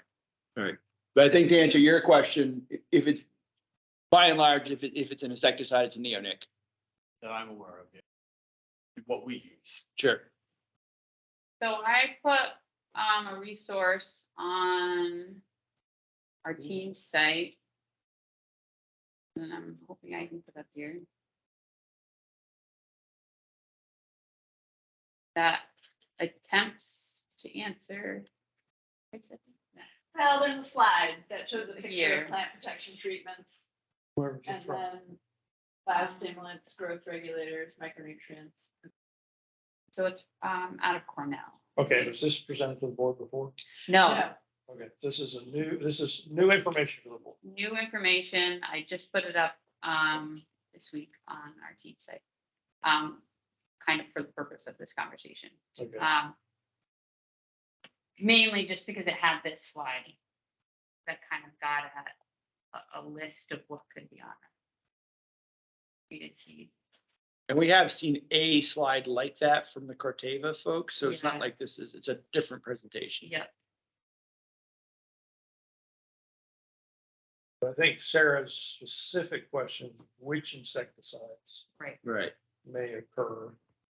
And do we know that? Do we have that?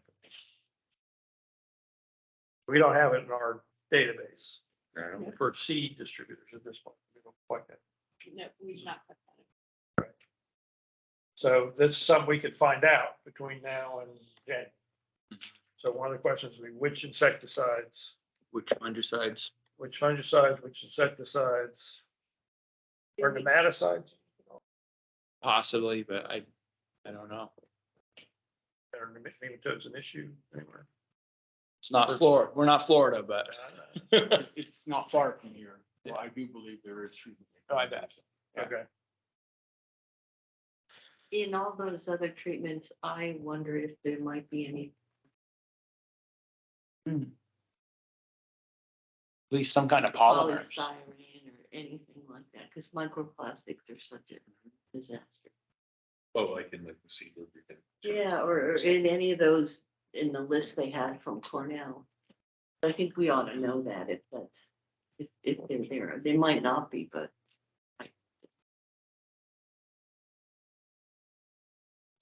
One item of information I think, is in terms, and Dave, you can speak to this, in terms of report complaints we've received and inspections we've performed. Have we ever had complaint associated with non-neonicotinoid or enforcement action associated with non-neonicotinoid? And in other words, we have no incidents in Vermont. But this may be one of those things where, it's like, once you get rid of the worst thing, the next worst thing is the worst thing. And so Right. something may come up.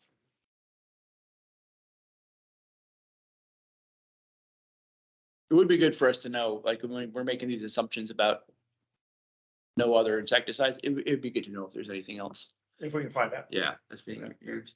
And the other thing about this that makes this whole discussion unique is that under my, and I think this is something we need to, maybe I'm jumping ahead, but not entirely. We should all know what the legality is of using treated seeds in the state. I know the treatment happens elsewhere. It's an EPA certified treatment to a seed in Illinois or whatever. And then that seed is put on the market and sold in Vermont. Is there anything in between those steps that regulates that step? I think largely no, as long as it was a legal treatment where it was applied. Yeah. No, until we do something. Right. Right. Right. Which is what this is all about. Right. So. Yeah, right now, it's the treated seed itself is seed. It's not Right. about a pesticide. Right. Right. And so so I don't know if there's a way to, there probably is, but I don't know if you have to go product by product, determine what's being used under IFRA, you know, the regulations in terms of treating the seeds. You know what I mean, to try to determine what products are labeled for the use to seeds, the application to seeds. There's a way. Yeah. It'll take some work, but we It can might find take a out fair amount everything of that's labeled for seed. Right, right. I guess that's the question. Yeah, you can definitely do that, but you'll get a lot of. You'll get it's- a bunch of stuff and and stuff that's not on the market. necessarily good. Right. It might be more efficient to identify the largest, because we do have reports of seed tonnage.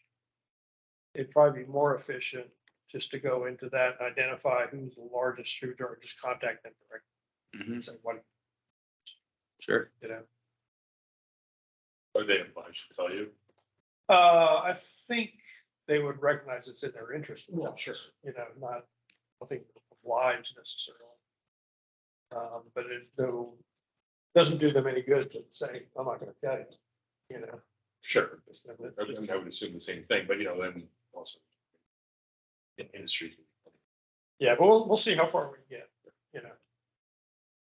I think also to know that we can easily exclude some of those other treatments, we need to know if there's any health implications for farmers using those materials. The stuff that we assume is okay, or, Oh, that's just. all the allergens and all that. Yeah, And absolutely. also for, I don't know, soil biology or, you know, any implications, I don't know.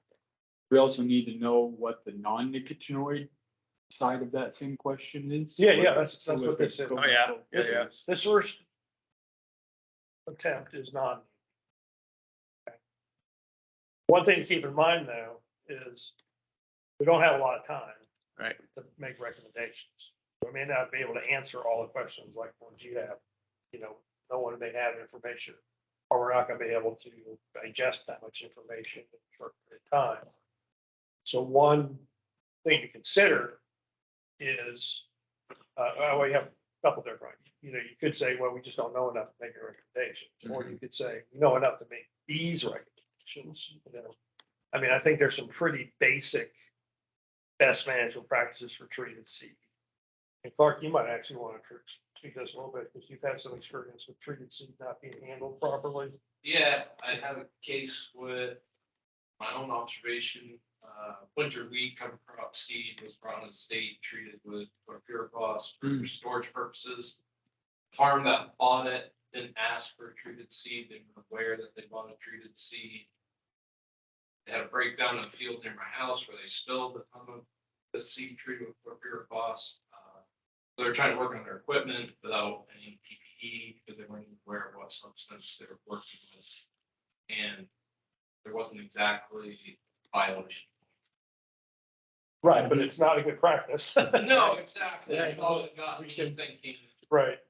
maybe it's good that if you're gonna sell farm treated seed, that's treated, what is treated with, maybe some cautionary statements, how to handle seed and how to handle the equipment. Sure. Right. Yes, that's, seems pretty basic. And so that's the kind of BMP you could make a recommendation about. Without knowing anything X, Y, else. and Z. Right. You know, if you have unused seed at the end of the planting operation. Don't feed that to the chickens. Right. Yeah, also the spilled seed would lead me to say the seed needs to be buried, spilled seed. So it's not there. Yeah, so those are pretty basic. You don't have to answer all the questions. Yeah. To do some common sense things. Yeah. You know, and have a set of recommendations. So I started doing that. I have a generic BMPs, and where I netted out was, but how it's, if we get to the point of a neonic treated seeds, is that there's gonna be a lot of repetition. That Sure, if that's we do okay. generic to that. That's okay. Okay, so, cause I started a generic with just bullet points that we could, and then I can introduce to you guys, if you, maybe I'll stop sharing for a second, I can find it, but basically getting at those types of things, and you can just kick it around here if you want, or do you want to we can keep going as far as like brainstorming of anything else that you want, and if you want to go generic. Sorry, I can see those. Go ahead, Steve.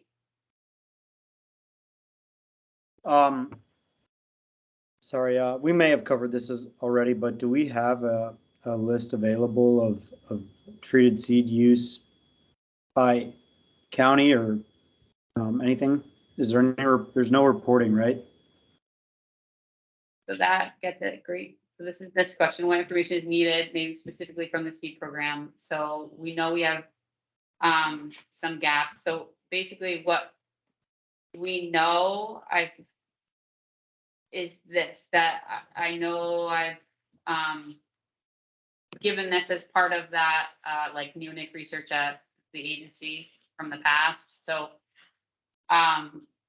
basically all we know is seed type and then treated versus untreated. We don't know what kind of treatment. Oh, so this isn't neonic treatment, this We is don't, just treated. we don't know.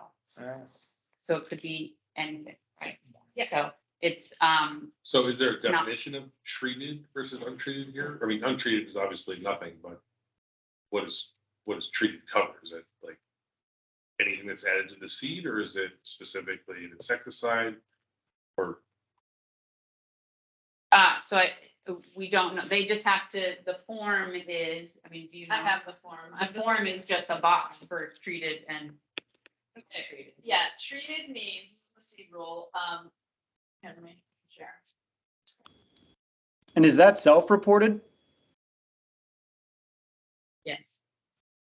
So we don't, I mean, it's self-reported data. Yes. Correct. By the dealers. Yeah. Correct, by the distributors, and so I think, so, Lisa as a staff member that it's kind of, hopefully our new staff member will work a lot on this too, but, she was saying like, we definitely don't get 100% reporting. That is true. We don't get 100% reporting because we don't require the report of 0. If we require the report of 0, then we would know that everyone was reporting. So that's the practice. Yeah, so treated, it's the definition of treated. Yep, that's the definition of treated. Means that the seed has received an application of a substance or process, which substance or process is designed to reduce, control, or repel certain diseases, organisms, insects, or other pests from attacking. So it wouldn't include Doesn't include inoculants. inoculants. doesn't include fungicide? It does include a bunch of It stuff. does? Oh, yeah. It's a disease. Okay, disease. Gotcha. Yep. But yeah, inoculants, pelletizers. Yeah. And maybe that actually solves a lot of issues if we can take a bunch of stuff off the table. Right. Yep. Okay. Well, let's take it off the table. Let's use that. I mean, that's the legal definition. Yeah, that's what we have. Yeah. So we're gonna have to do some work between now and January. As much information as we can, however we can get it, for the board to consider. Mhm. And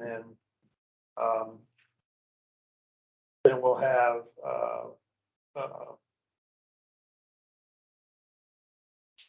a set of sort of real basic BNP common sense. But it's really argue with type of recommendations on how to handle seed is treated. Not with neonic, but all treated seed, basically. Right.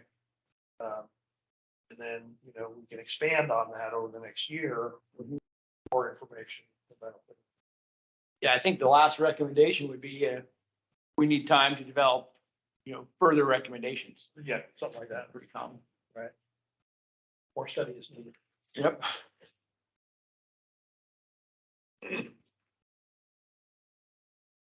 I mean, I can pull this up if you want to add to these. So one thing.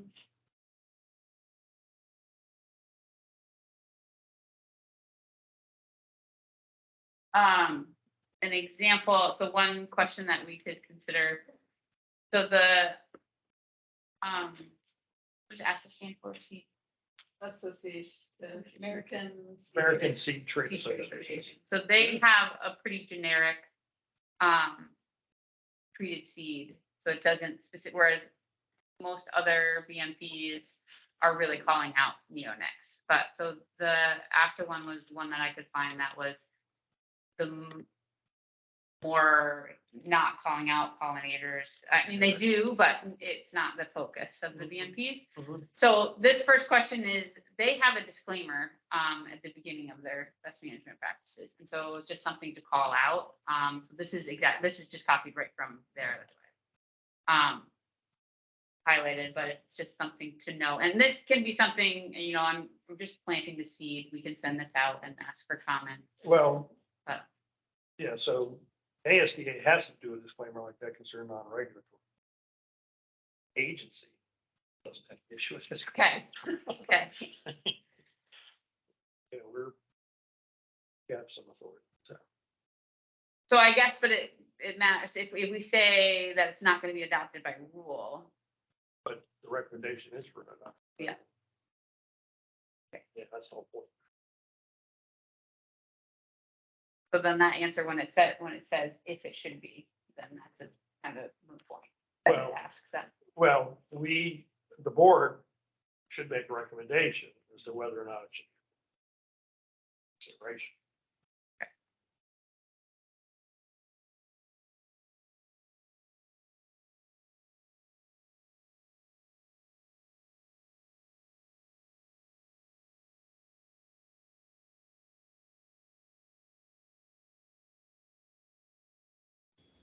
How do we currently know that treated seed doesn't go into commodity grain channels, this third bullet point? Currently.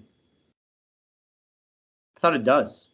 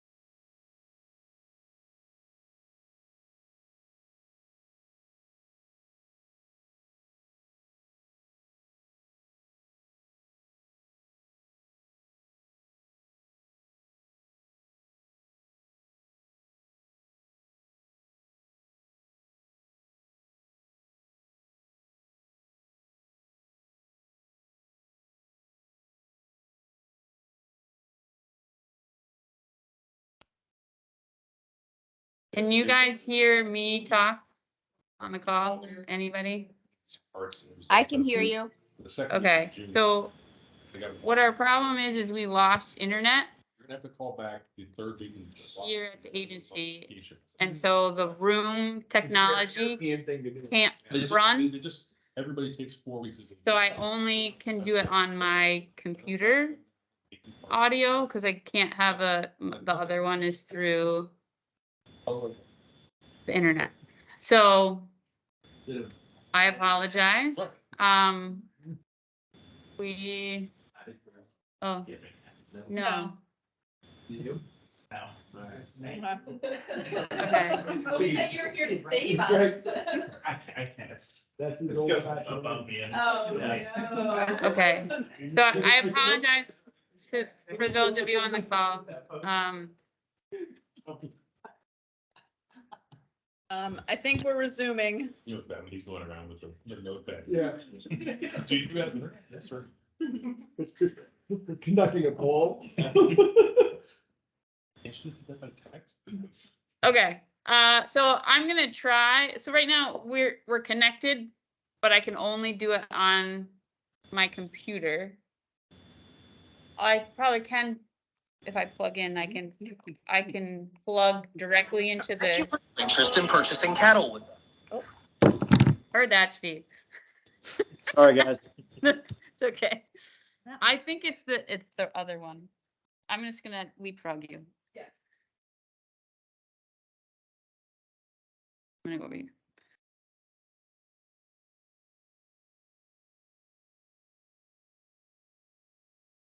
They did it. You plugged in? I am. All right. Source it. Oh, shoot. Is it this one? Guys. Yeah. There we go. Oh, shoot. Hey.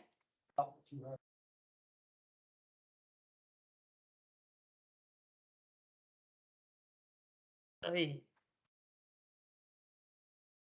Try one. Try one. All right, we'll try one.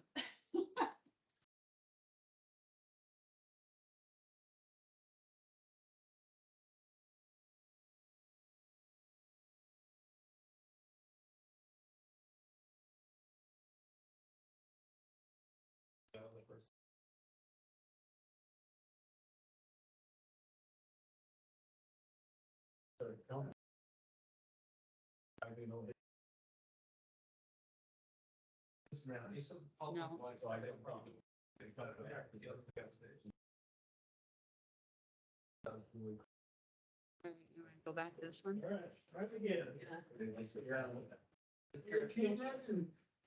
So can we get Chris back if he can change, if he can make the room go sign into public, then we're golden, but I can't, it needs administrative. Oh, you want Chris? But. I'm gonna try this one again. That one or two. The first one I had, so it was 2, right?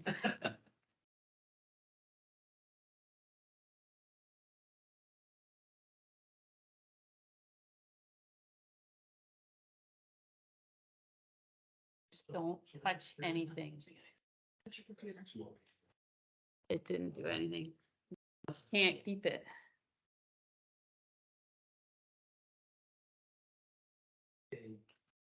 Try sitting here. This is fine. There you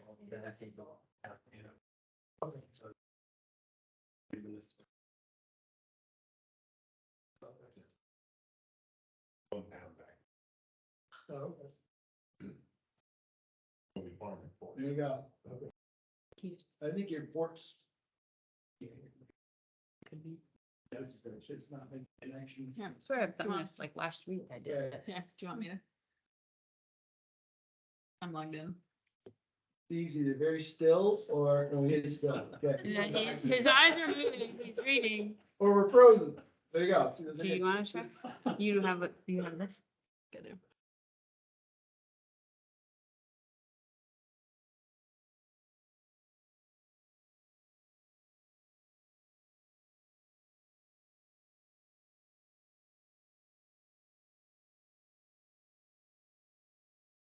Good. All right. Better yours. I don't think so. Don't touch it. I can do this. All right. Yeah, but the unfortunate thing is the only audio we have is my computer. Okay. So we're pretty, I think we're at a point we can probably,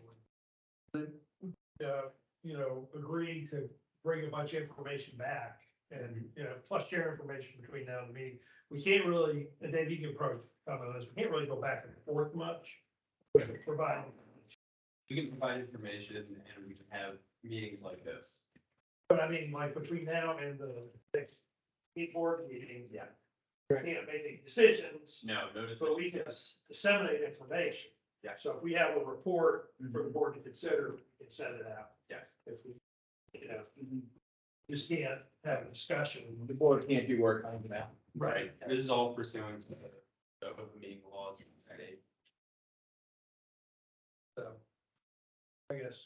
Please speak up if you can't hear Steve talking in the room, but so what's being discussed is that the agency can provide information for the board to provide feedback on and add to. Consider. Yeah. And so, basically what I'm suggesting, since we're having such a hard time with this, is go ahead and end this discussion about the non-neonicotinoid treated seeds. With the expectation that the agency is going to provide information to the board members between now and the January meeting on this issue. And then at the January meeting, we'll discuss recommendations for B&Bs for this issue. Yes. And I would ask also if the board gets any, has any pertinent information, to send it to us for us to disseminate to the rest of the board. So if you have anything that's pertinent to the issue, get it back to us. That makes sense? Okay, and then we'll just go ahead and end this discussion. We're gonna bring back up. We did a lot of work today. We really did do big work product, which was good. And we can open it up for public comment if we can hear it. Yeah. Yeah, we should, I can relay it if you can't. So is there any public comments?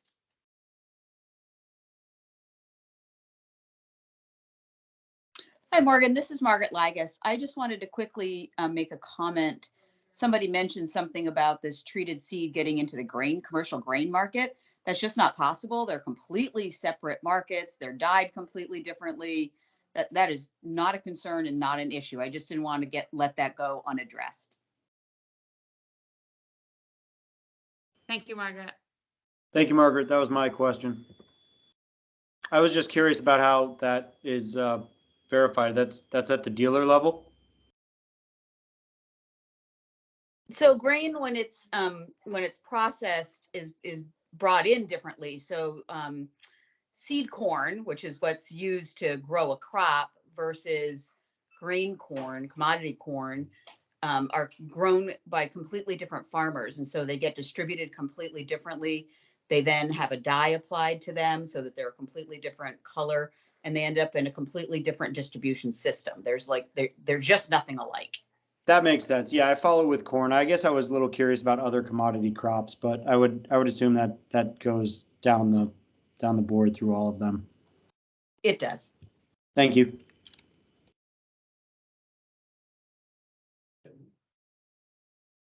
Yep, and Laura, go ahead.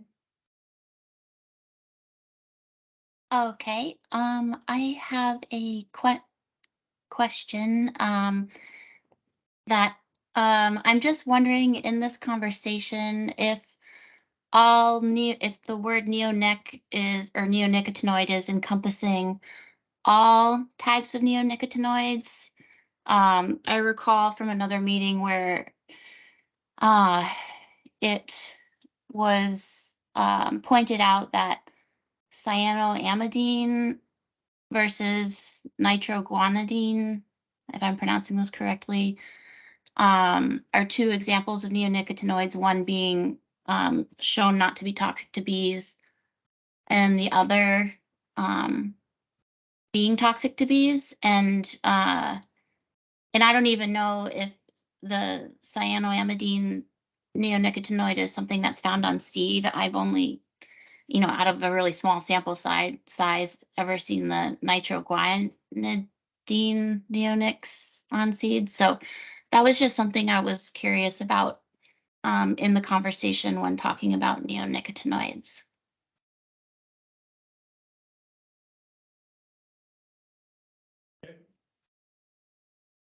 Keep in mind. Thank you. Yeah, I think we'll make sure we can delineate as we learn what is a common Yes. seed treatments. I think it's important to note that in the legislation, though, it just says. Neonic. Well, but the neonicotinoid legislation actually lists The different types. specific products.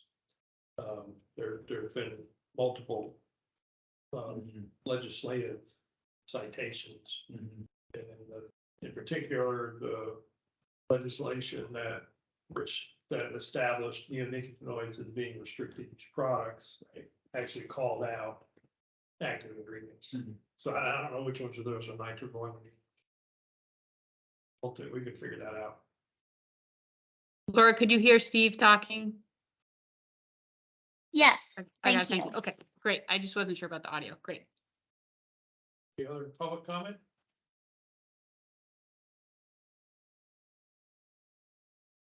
Any other comments?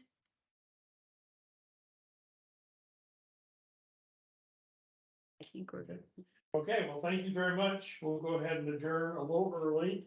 Thank board members and thank the public who participated. I think we got a lot done today. The next meeting will be January 23rd. We're gonna try and have a meeting at a different location, hopefully with more stable Wi-Fi. Yeah. And it'll be, and Heather, you wanna tell everybody about that?